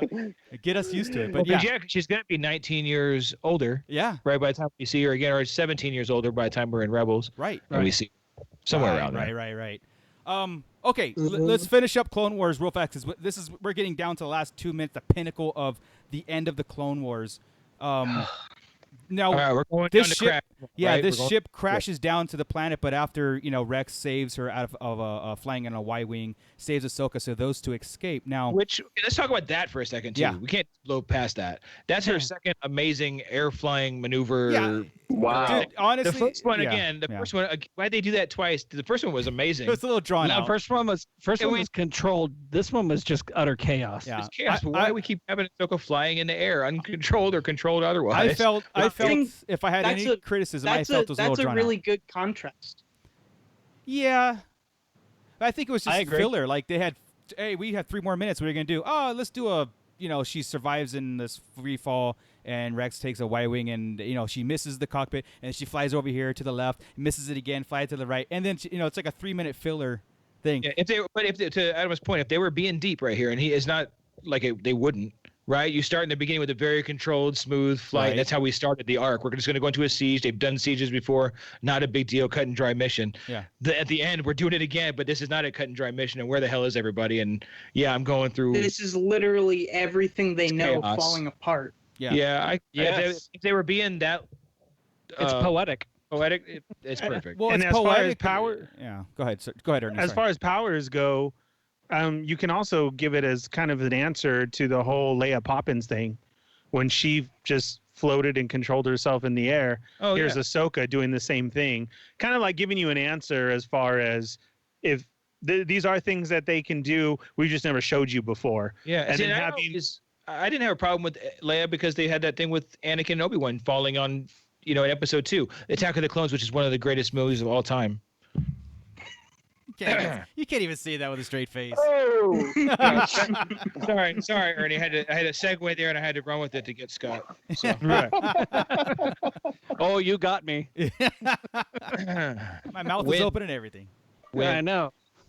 It's open, everything tastes. That's from Eddie Murphy. You guys need to watch some more movies. Anyway. Sorry, I watched Star Wars. Anyway. We've seen Shrek. It's the fart. It's the fart game from Eddie Murphy. The fart game. Oh man, you got me. My mouth is open. Never mind. We are veering. Sorry, we're stalling because we don't want. I want to get to the point, but it's like I'm stalling at the same time. I don't think it was. I don't think that was 3 minutes of filler much as it was just. But they had to get there somewhere, but it was just like, damn. It's a cliffhanger. Here we go again. But it's another unnecessary cliffhanger with the 2 characters we know are going to survive. It's like. Yeah, sure. It's just. You know what I saw this as? I saw like a big video game. It felt like I was on a big video. Think about it. This level's gonna be hard. Especially the whole part when her and Rex are fighting the clones and how they were making them fall fall down and stuff and then level back up. And then the whole part where she's free falling and trying to grab on things. We're playing Lego Star Wars. I got Michael Copp as the droids. Yeah. R7, up, down, left, right by BA start. Mike, flip the switch so me and Joey can go across the bridge. No, Mike, the other one. Mike, no, the other one. Don't go that way, Mike. Come back. God damn it. It absolutely was. And there's Scott just spinning around in circles because he can't figure out how to make it. Absolutely was mission level difficult on that one. So. But yeah, it was awesome. It was, caught it. I liked it. I loved every minute. It's action packed, but again, I'm sitting there going like, I think I even paused it and go, how much time do we have left? What's going on? What can possibly? Yeah, I did. I was like, how much time is this? And I'm like, only like 4 minutes left. I'm like, oh, okay, something deep is gonna happen here. Big has to happen. Yes, I can't. Okay. So now we're at the ship crashed, and we're at you see the basically headstones, right? Yeah. Which was and the music again. Rex and Ahsoka took the time to bury all the bodies they could find. This was and that was intense. Again, I don't think there was that much dialogue between from now until the very dialogue. End. Yeah, no dialogue. It was just all emotions. Yeah. Like 7 minutes. Like her, glancing to Rex, glancing to her, and then the headstones and her with the hood, the white gown that she has on. Well, it was her dirty one. It was the one she was. It's familiar. It's a dirty blanket. It's not her white one. Oh, it's not the white one. It's not the one. No, it's not her. Not her cloak. It's just reminiscent of Rebels. Yeah. Oh, it's reminiscent of it. Yeah. No, she's a foot shorter still, or it's not her. Yeah. But I mean, it's like it's almost like that's how we left her off. It's style. Yeah, it's like she was when she was running too. She wears that cloak. Gotcha. So she was in that. See, to me, I looked at it like almost like a handoff to Rebels because that's almost her. That's what I thought. Look from how we see her. Exactly. Yeah. So it was a nod to it for sure. It just wasn't. Again, Mike brought up the planet. We don't know the planet, right? What they never said it. They said it was a moon, gravitational pull of the moon. Okay. They just came out of light speed by accident, so they don't know where they are. We do know. So exactly, they don't know where they are. So we definitely that's not Hoth. No, it's not Hoth. No. Hoth is an ice planet. No, because when they land on it, it's sand. It was sand. Yeah. Snow's Hoth. Because the first thing I thought too, Mike, when we get into the Vader scene, I thought, but I go, no, we were in dry land at the time, so. Right. it wasn't a biome planet like it was winter. Exactly. It was summer when they landed. It was winter years later when we see the next. Yeah. Years later, yeah. So Ahsoka does At this. first- go ahead. Oh, go ahead, Adam. Scott, please. I thought that was the planet that Rex, Wolf, and Gregor were on when they were first introduced in Rebels. Where was that? But I don't think it is. Why not? Because that's actually a good call. That was a good. It doesn't seem like the right terrain, I guess. I don't know. I guess it depends. Well, on there where was sand and right. Yeah. Well, Yeah. I think it's really good. That's kind of smart. Yeah. And it makes sense that Rex stay there with that ship. Correct. Me and Corinne had said the same exact thing, and especially because of the ship and the tools that they had. Remember, they had the old broken tank. walker. Right. Yeah. That That would have on been the ship. Yeah, correct. It's funny because you type in what planets in Google and it immediately comes up with what planet did Ahsoka and Rex crash on. What? It autofills for Everybody's searching for it right now. you. Yeah, exactly. I kind of felt that it was the same planet just because of that. They chilled out there. Who knows? He sent out a signal or something. Well, but just what they had left, on And them. terrain is tough to judge between Rebels animation and Sure. Clone Wars. Yeah. I actually love that theory, Adam. I think we might even have that. We might even put that into their space until it's proven wrong. Let's put it that way. Yeah, that's headcanon for now. Yeah, Ahsoka leaves, Rex stays with the other, and he frees up the other clones, and oh man, Yeah, I'm good. awesome. I like that. I like that a lot. Did it ever say in Rebels where when Ezra and them met up with Rex and them? I don't remember. I don't recall. I thought it was Ahsoka who took them there and knew where they were. Yeah, Ahsoka gave them the The information. coordinates. Yeah. The Right. coordinates to go there. Yeah. Hey, and in a downed Star Destroyer, you would find a walker. exactly. No, they had to find a tactical droid. Did they? Isn't that how they got to them? Didn't they find an old tactical droid man. and have the head of it? Where was that? Gigi? Yeah. Gigi? No, they had a whole. She had an old tactical droid, and they hooked it up, and it showed them where they were. That's right. Or no, What they got was their it? signal. Just the head of the tactical droid. That's right. Yeah, Okay. I remember That's how they found Oh it. right. Yeah. I remember. Damn it. Wow. I thought I was going wrong for a minute. I'm like, For 2 minutes, that was the greatest idea. And done. it doesn't mean it's bad. Oh yeah, I guess. Yeah. Damn. Well, maybe she just forgot where it was, and she had to remember, and she needed a tactical. I didn't mean to undo. I was all over that. I didn't realize I was. This is funky. how we do things. We have to disprove it because This is pure I line tried- talk. I was asked backwards. exactly, exactly. So yeah, Ahsoka does this iconic thing where she takes out her lightsaber and drops it into the sand, and amidst of all her troopers that died that day, and the sense of just abandonment and like. I felt for Ahsoka's character as like fear. You're going into a world now that you're being hunted, and yes, she's gonna leave the Jedi name behind She because has to. obviously you know just like Kanan did and all the other survivors, they had to leave it behind. But it was almost like very symbolic. And again, I was like sad for Ahsoka, even though. Me personally, we love the Galactic Empire era. We love the oppression. We love Luke. We love that stuff. But the point in getting there was very sad and very dark. You know what I mean? And Sure. with to see it firsthand when the Clone Wars ended this way, yes, we got that sense in Revenge of the Sith. But this just reinvigorates that, man. Reinvents that whole This experience. makes this is better than 66 because you get so deep for so long. Yeah. Right. To me, And it was like. Sorry, Mike. Just No, you're good. Yeah. I didn't mean to just cut you off. know the relationships they've built for 6 seasons now, or 5 seasons with Ahsoka.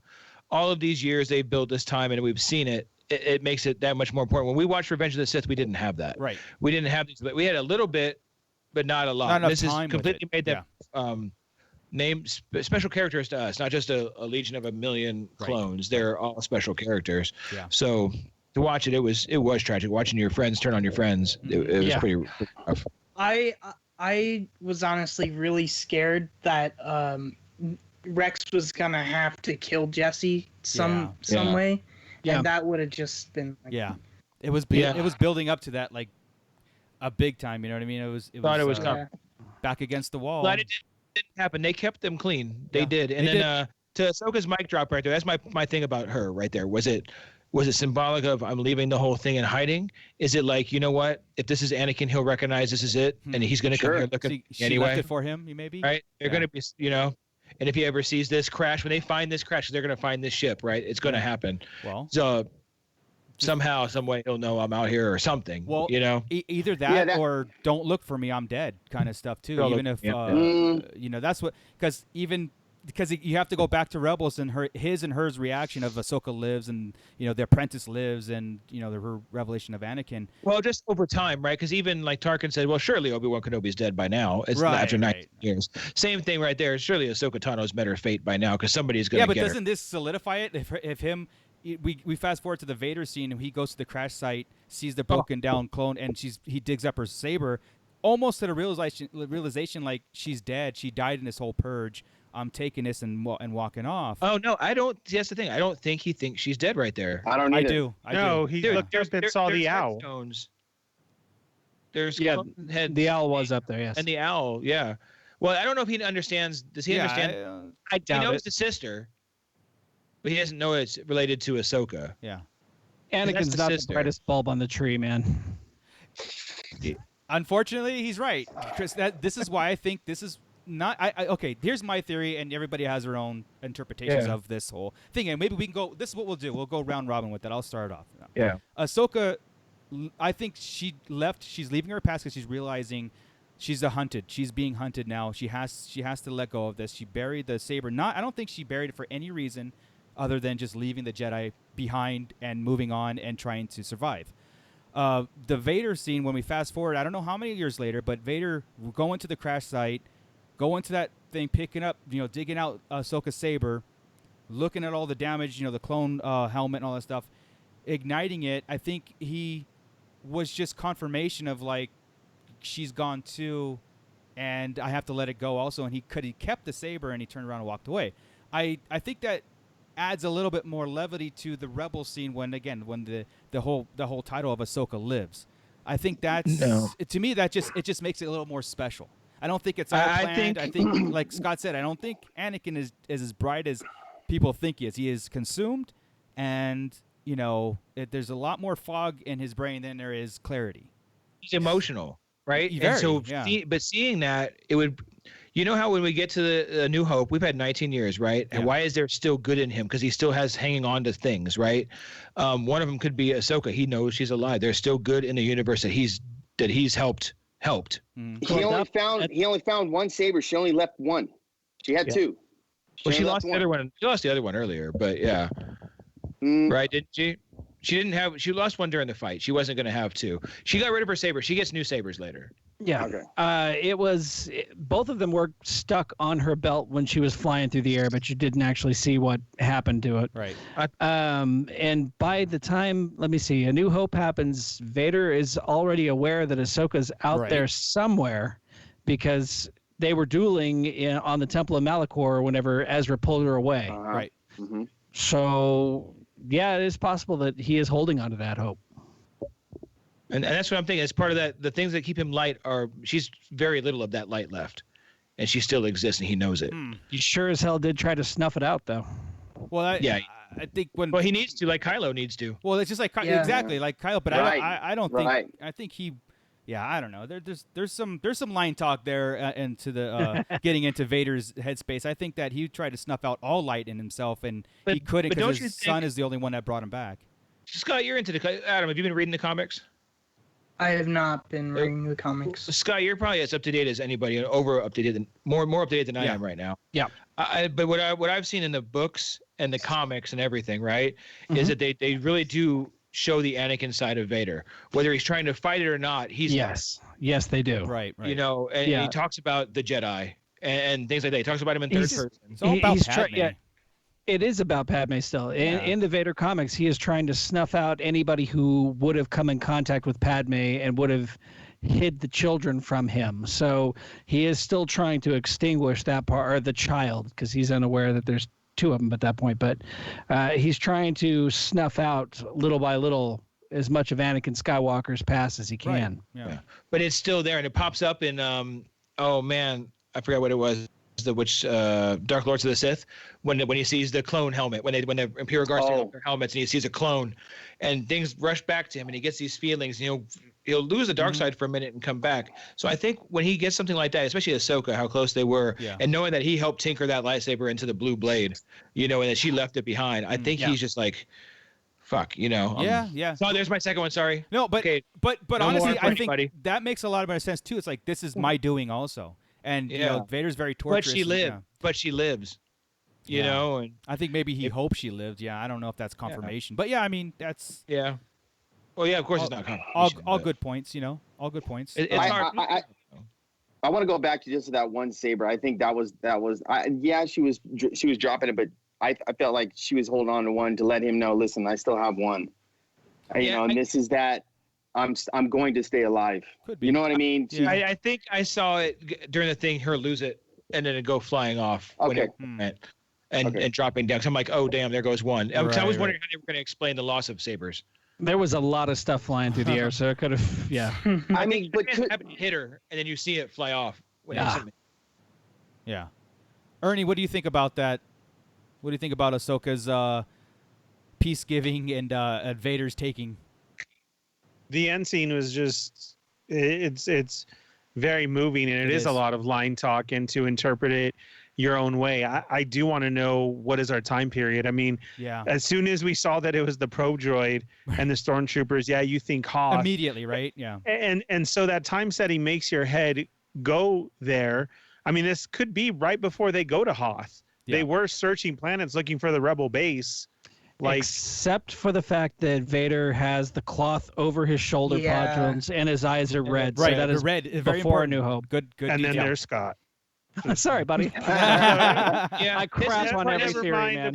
This is pre-Rebels. I was gonna say the same thing. Oh, I took it. It's pre-Rebels because they haven't fought yet. It's She put the saber down. There you go. Now it's pre-Rebels. Pre-Rebels. Yes. Yeah. That's what I thought too. Yeah. The red eyes Sorry, give it Ernie. away. Give it a lot away because that's a very good detail. That's only first of all, it's a collector's detail and a special edition or old school Vader detail that the Filoni is very good at adding and making sure people know. You could pinpoint Vader's time frame on that. You know what I mean? Well, I love it when he looks up. They have it to where you can see through the eyes. Yes. You can see just like a TIE fighter when he was in a TIE fighter. Yeah, exactly. But Joey, did we get your opinion on this? On Vader, the last scene of it, what? Let's see how we can destroy Joey's. Go ahead.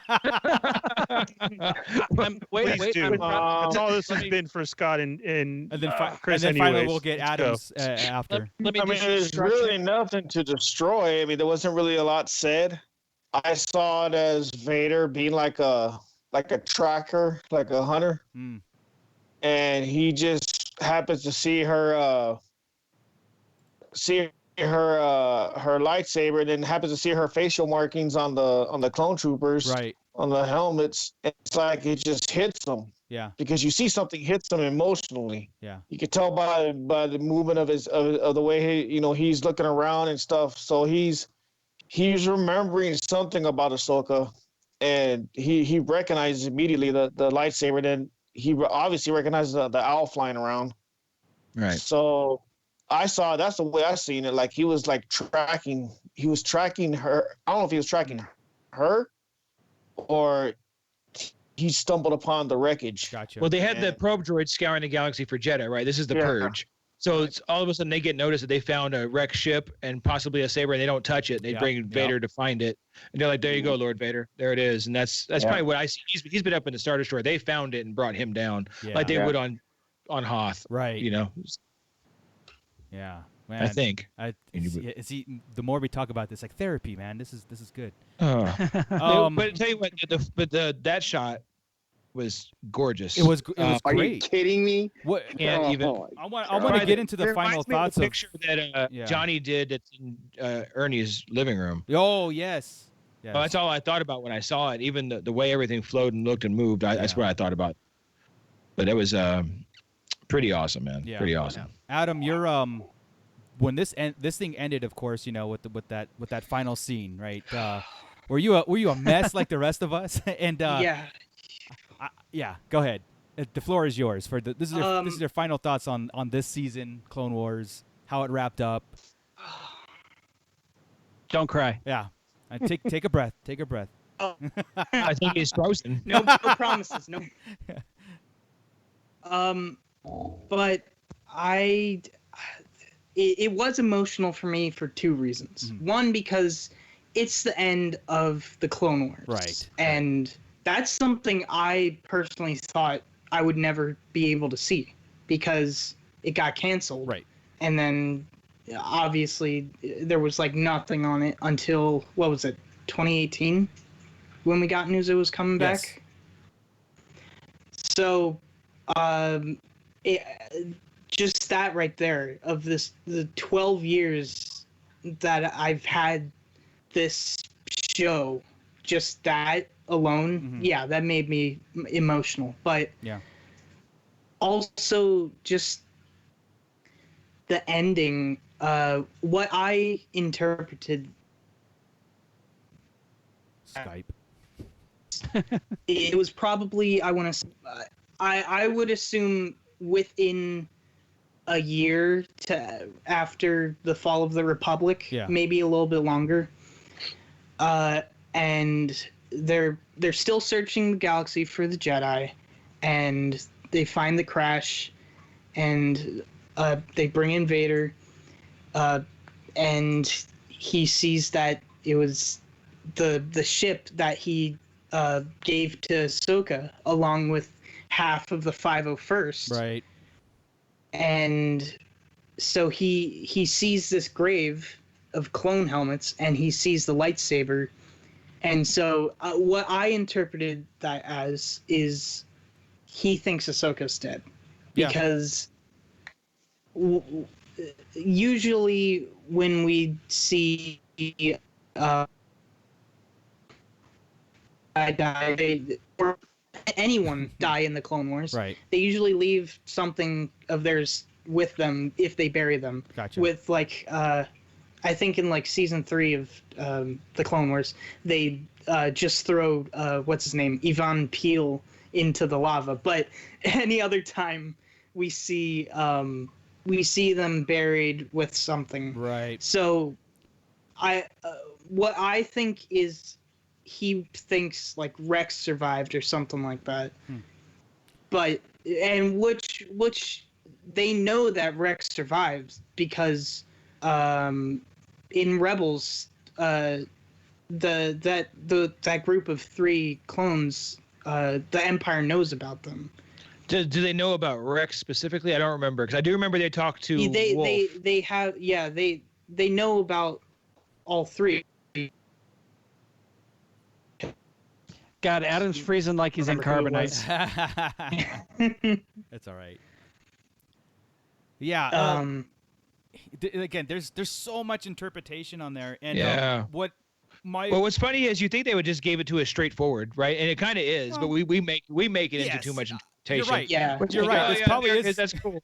Dave Filoni, they're probably like, it's black and white, guys. Why are you even talking about it? It's But I saw it as, like you said, you're ushering in an era of the original trilogy, right? You're ushering the Galactic Empire, and it's so bittersweet. And when you have a finale like this, with the Clone Wars coming to an end, we'll never see another Clone Wars cartoon as far as like that war. I don't know if any spin-offs or whatever, but they made it kind of close-ended right there. It's done. And it felt like I said, it's a bittersweet, right? This is what we live for. We live for these meat episodes and something that ties in Rebels, something that ties in the whole Star Wars history. And this did it, man. They really did a very good job at this. And then the last 4 episodes were absolutely amazing. Emotions ran high in my. It's not often you get a clean closure on stuff. Right? This is a clean, and they've done especially in Star Wars. As much as everybody wants to complain, though, lately their TV Mandalorian was a clean close. Yeah. So it wasn't a whole series, mind you. Okay? No, Rebels was a series finale, but it was clean as hell. Yeah. And then it enhanced all the characters and made it better for the entire lore. And so did Clone Wars right now. I mean, they have had some really solid. Let's end this. Agreed. Well, Agreed. I always chalk it up to Rogue One. How Rogue One really just wrapped up things so, to me, tightly. Yeah, maybe some people can argue little plot holes here and there, but it wrapped it up so well that you'd look at A New Hope and you're just like, oh my God, new eyeballs, new eyes, new everything. And this is what Clone Wars did. Bravo to them. It was something, like I said, I feel I'm like depressed, but at the same time happy that we got this. But I'm depressed because it's an era that came to a close, and now we have it in our archives, right? We put this on our shelf as a full, gap in the clone in the whole episode movies and everything, and it just makes the Galactic Empire even more menacing. It makes it even more dark than it was. Anytime you can do that and you can sit there and enhance episodes and eras like that, I think it's a home run. Yeah. Myself. So, any final thoughts, guys? I know we're coming in on our 2-hour mark here. Again, bittersweet. But yeah, I'll leave the floor open to you guys, and if you want to anybody from the chat or Adam, thank you for joining us. This is a long time coming, right? We had to get into lockdown for us to add guests onto our show, but this is a good format. You're welcome anytime. Yeah, you're welcome anytime to come back. Honestly, talk Star Wars. I don't know if the ROU guys like Star Wars. I never really hear them talk about it too much, but they post. They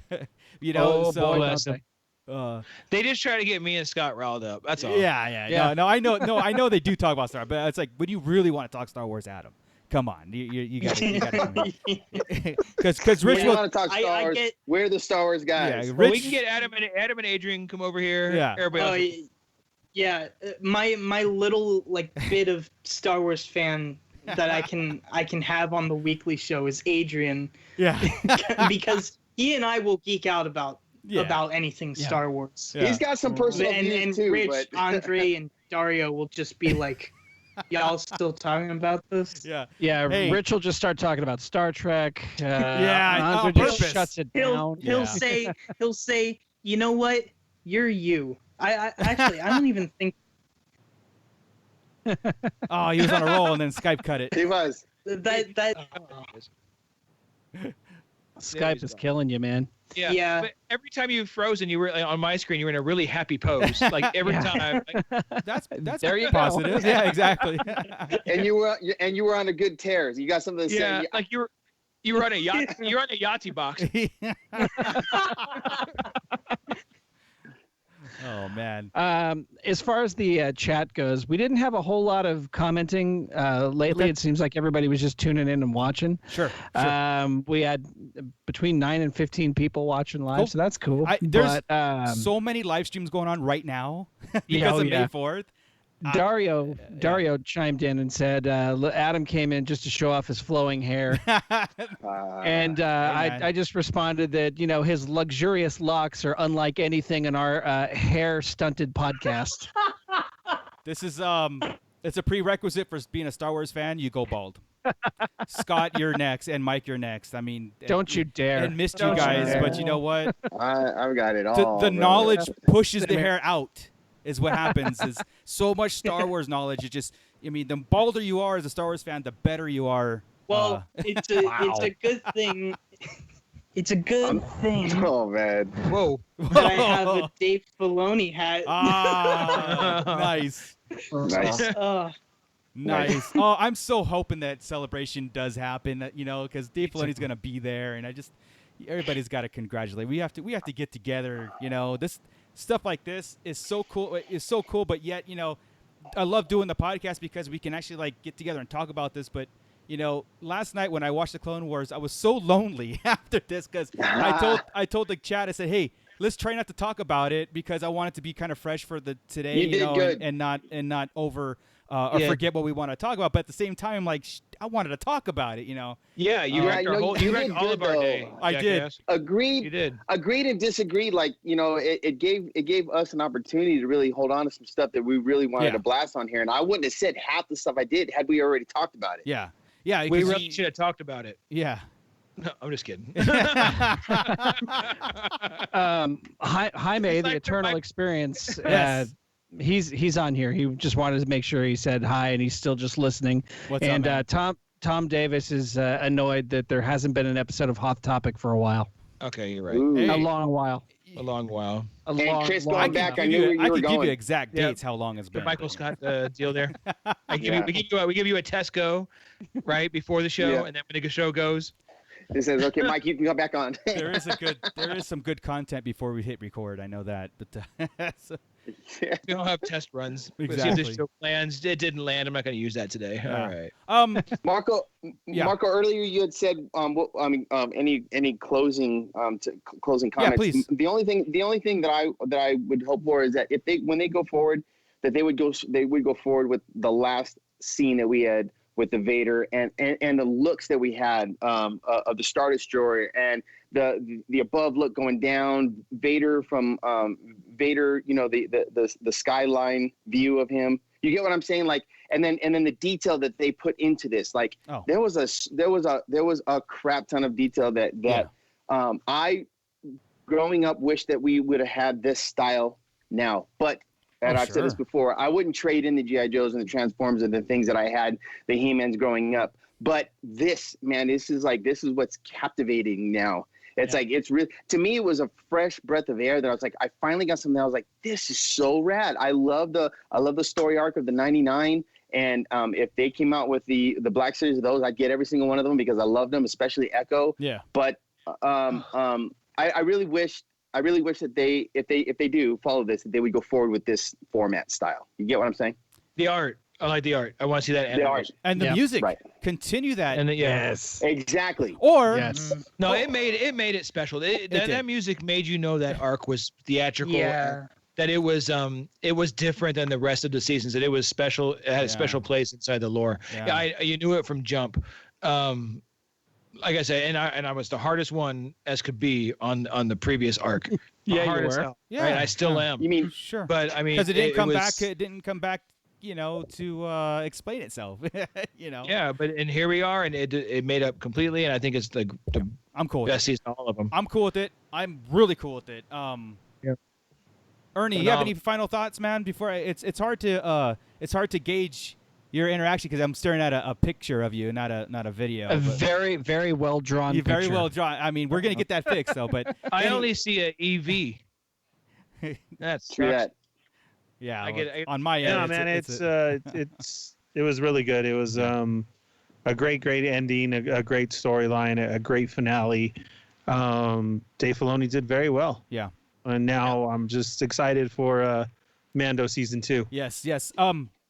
To end with that, and I think we're gonna pick this up in 2 weeks. So not this week, but or next Friday maybe. I'll have to figure out our schedule and get it going, but we'll post, of course. But when we started getting into, because we got this documentary series coming out, right, for The Mandalorian and Talka Season 2, working on a special guest to come join us, and one of the actors that played in Mandalorian is going to be joining us. So look out for that news once I 100% confirm it and get him on here, and then we could talk the docuseries with him. So I think after the Clone Wars, now we're done with this. We're switching gears to the Mandalorian Season 2. I think that's what's next happening for us. So with that, everybody, thank you for joining us. Everybody in the chat, you guys here. Adam, thank you so much for taking your time. I know you're in the East Coast. It's late for you. Thank you for having me. It's only midnight or 1 a.m. It's fine. Holy Toledos, yeah. I mean, think about that. Yeah. Well, in that case, let's go for another couple hours. But yeah, dude, honestly, I could go on about the Clone Wars forever. Yeah, so. Yeah, we'll have you on again, of course. And then everybody who's listening to this, we're gonna be, hopefully soon, one day we'll get us in the same room again and have that awesome background that we have from Ernie's house. Yeah. But because Skype is cool, but we get too many interruptions, and it's just kind of. But it is what it is. You just kind of flow with it. So I hope everybody has the patience to kind of truck along with us on that as we do. Chris, thank you very much. Hot topic coming soon, I hope. Yes. Okay. now that I've got concurrence, there's annoyance that it's not happened, I'll bring it. I'm telling. Oh, so for us it doesn't matter. So it's like no, because you guys just bust my balls regardless. It doesn't matter. Gotcha. You're like you don't really listen besides Ernie. He's the only one that listens to the show. You'll put out 2 episodes in a row and we'll be like, Jesus Christ, Chris, could you dial it back a little bit? It's too much. Exactly. All right, no, stop. Spread it out, but not. I mean, I thought it said spread out, but not 6 months apart. Shit. Yeah, twice a year, baby. Awesome. So we'll. But had he not did that Luke arc, man, I wouldn't have really looked into That's Luke's. True. It's in the archives. You know what I mean? Yeah. Like, I'm serious. Like how he broke that down and then went into Kylo. Yeah. Like I don't know, dude. It's like Vanilla Ice. I got one hit in there, and no. I'm just kidding. Episode 4, my favorite. That's my favorite. He still doesn't know what we're talking about. Episode 4.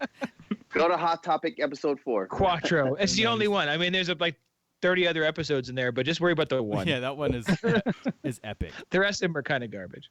Joey, Not at all. where can we keep up with you, Joe? You can keep up with me here at the Sarlacc Digest on Instagram at bootlegger760. You know what? I didn't get to give my final thoughts. Oh, I thought I got yours. Sorry. Go for it. Oh, The hell? He even said, "Hey Joey, did Yeah, you I get did. your thoughts?" I think I did. Oh. Yeah. Specifically. well, just real quick. Yeah, please. I'm sorry. Ernie, my apologies. He said that Rex was crying. I didn't see it. It's weird because on my TV, I got pretty good sized TV. Yeah. I could not see the tear fall, but when I watched it on my phone, for some reason, I seen it clear as day, and I was like, "Wow, he is crying." Yeah. So the helmet off to see the tear. Yeah. This whole, not the whole series. There was like bits and pieces. Everyone who's watched Clone Wars knows that it's bits and pieces that are like super heavy. Yeah. 4 episodes were like probably the best Star Wars content I've seen, and that includes movies. So, it's I might as well just stop there because there's nothing else to justify what I just said. If you put it together, Star Wars content I've seen. Yeah. This has been Joey's final episode. If we put it together with Revenge of the Sith, would that make Revenge of the Sith the best movie of all of them? If we consider this part of Revenge of the Sith, I mean, it enhanced. It pretty much. Revenge of the Sith. But I won't say it made it the best because that's Empire's. Empire is.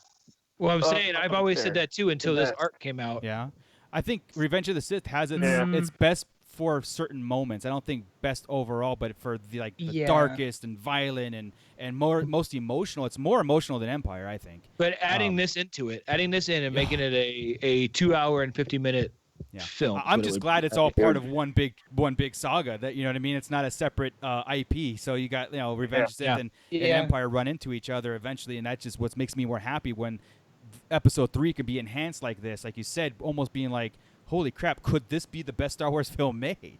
And because it's so raw emotion. I walked away from Clone Wars satisfied. I walked away from Clone Wars. There's kind of questions I have here and there about certain things, but I walked away from Clone Wars completely satisfied. I'm good. Let's move on to the next. Yeah, there's not one question I need answered, right? Yep, I'm done. If I have questions, it's just for fun. Yeah, just for it's line talking it. Yeah, it's bookend. Put it on a shelf. Clone Wars is done. Now we have our 1 through 9. We have Clone Wars. We have Rebels. It's just amazing. Thank you, Joey. Sorry I skipped you, man. I didn't mean to gloss over you there. That's all right, man. But where could we find you? Yeah, but bootleg Joe _bootleg. So he did put that in there. Yeah, I know. We're all out of whack now. Scott, where can we find you? Yo, you can find me on Nerd Tunes. We do have another episode coming out, I think, this week, so that's cool. Kevin had this idea of having a remix songs list, so we're doing that. Remix. It's awesome. Remixes. Yeah, I give you some really good ones. I'll shoot you over some text. Probably better than the ones I picked. And then you can always find me on Instagram, The Art of Scott Solo. Yes, keep that up, please. That's I am one of my favorite artists that I follow is The Art of Scott Solo. Oh, thanks, buddy. Fanboy Mike, 3 in a row. I don't know what's going on. Are you going to be here the next one? We'll put the poll. We'll put a poll in our IG chat if Mike's going to be here. If it isn't next weekend, I'm on nights. But the weekend after that, I'm on. Okay. You can find me here on Sarlacc Digest, Fanboy Mike, on my other Instagram. I need to remodel that thing. I've kind of fallen off the wagon with it. I have some ideas on things I'd like to do with it. But anyhow, you can find me here on Sarlacc Digest. Nice. To all my 4 fans. Ernie, the Fallen Fett, you've been busy. I know you have with the Toy Migos miniseries and everything. But yeah, tell us what you're up to. Just it's a quick everyday Monday through Friday 5 p.m. on Toy Migos YouTube. It's our quickie mini episodes where we kind of just want to step away from the regular new normal world that's going on right now and just talk any update on toys or anything that's going on. So that's Monday through Friday at 5 p.m. And then our regular show is Thursdays at 9 p.m. Cool. And while we're on the subject of toys, I want to send a lot of love to Bootleg Joe and to Adam and to Jaime, the Eternal Experience, Urban Spidey, you guys on Instagram. Yeah. Had some great toy shots recently. You can tell how much this has energized everybody from Joe to Adam to Jaime of, you can see the feeling behind it. Yeah. Joey made such a great point as far as this animated series was a movie to us. Yes. And that's a big point to make, and how much it's inspired everybody, and you can really see it in their shots. Absolutely. So hats off to you guys today. But find me there and here every Wednesday night, guys. Be sure and tell your friends so we can really get this chat going right here. Don't forget to tell them, though, it's not the other Sarlacc Digest. It's the one that says Sarlacc Digest Podcast. For those of you listening at home. Also, when you go to YouTube, hit the bell. When you hit the bell, it's going to say all at top. Hit the all, and then you'll be notified as soon as we go live. Yeah. We're trying to get better on making posts before we go live to make sure everybody's scheduled and ready to hit the chat. I know it's hard for East Coasters to do it, but that's why we record it and have it on SoundCloud for the drive. Not to work. Oh, hey, going back. No, you're already done, Mike. Okay. No. Real quick. I do have the rap that's coming. I'm going to put music to it and the whole nine. I got my son that's going to help me out, and it's going to be pretty dope. Awesome. Amazing. Awesome. I'm looking forward to that. Adam, thank you again for joining us, man. Where can everybody keep up with you? And he's frozen. He's frozen on Skype. Oh, no. No, you're good. You're good. You're back. Okay. Go ahead. Okay. You can find me on Instagram at urban_Spidey. You can find me on my podcast, The Podcasting League of Super Acquaintances, which should have a new episode soon. That is a great name. Yeah. Yeah, I based it off of an episode of SpongeBob. Sadly, I know exactly which episode.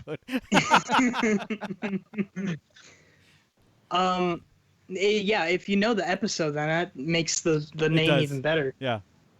And you can also find me on the RLU Weekly Show on the Raw Live and Unedited Podcasting Network.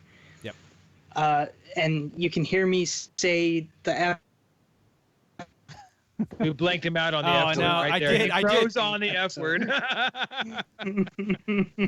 God bless. You can say what now? What was that? You God can bless say. you for putting up with it. Oh, you can't. Oh no, you can't. Not on the SD. Those are reserved. All rights are reserved to Chris. Yeah. Well, cool. Very much, guys. Again, I'm here at the Sarlacc Digest, and you can find us, of course, on our YouTube Live. If you're watching this, spread the word. Like Ernie says, we got to get the word out. We want the conversation to keep going. I think everybody's you guys are an extended family of the Sarlacc Digest. We are just, a certain segment of the fans, and I think we extend that hand a lot and love conversing, love standing in line when that comes back and is a thing again. We like interacting on our comments and Instagram, all that. Also find us on our SoundCloud and anywhere you can get our podcast or your podcast info, and then of course on rawlivepod.com with all the other guys and every other great shows that's on there. So check us all out, support. There's nothing else to do. You can't go outside, so might as well just stay home and listen to podcasts. Might as well. When can they start hitting the like buttons? I mean, is that something that we need to start now advertising? You can hit the like button start now. hitting the like buttons. Yeah, hit it. Tell a friend. Now, hit it yesterday. Hit it tomorrow. Yeah. I'll do it like all the cool YouTubers. Guys, make sure to smash that like button. Whoa. Wow. I'm isolating that. All right, we need Adam on here as our marketing guy just to smash it. And a little hint for just because if you're listening live right now and you're still with us, go to Amazon and the exclusive Star Wars figures are now up. Why'd you tell everybody? because it's only for the ones listening live right now. Oh, that's right. Just us. I think it just does. Awesome. Yes. Get it, Chris. All right, guys. With that, we're out. Keep it nerdy, everybody. May the 4th be with you. That's right.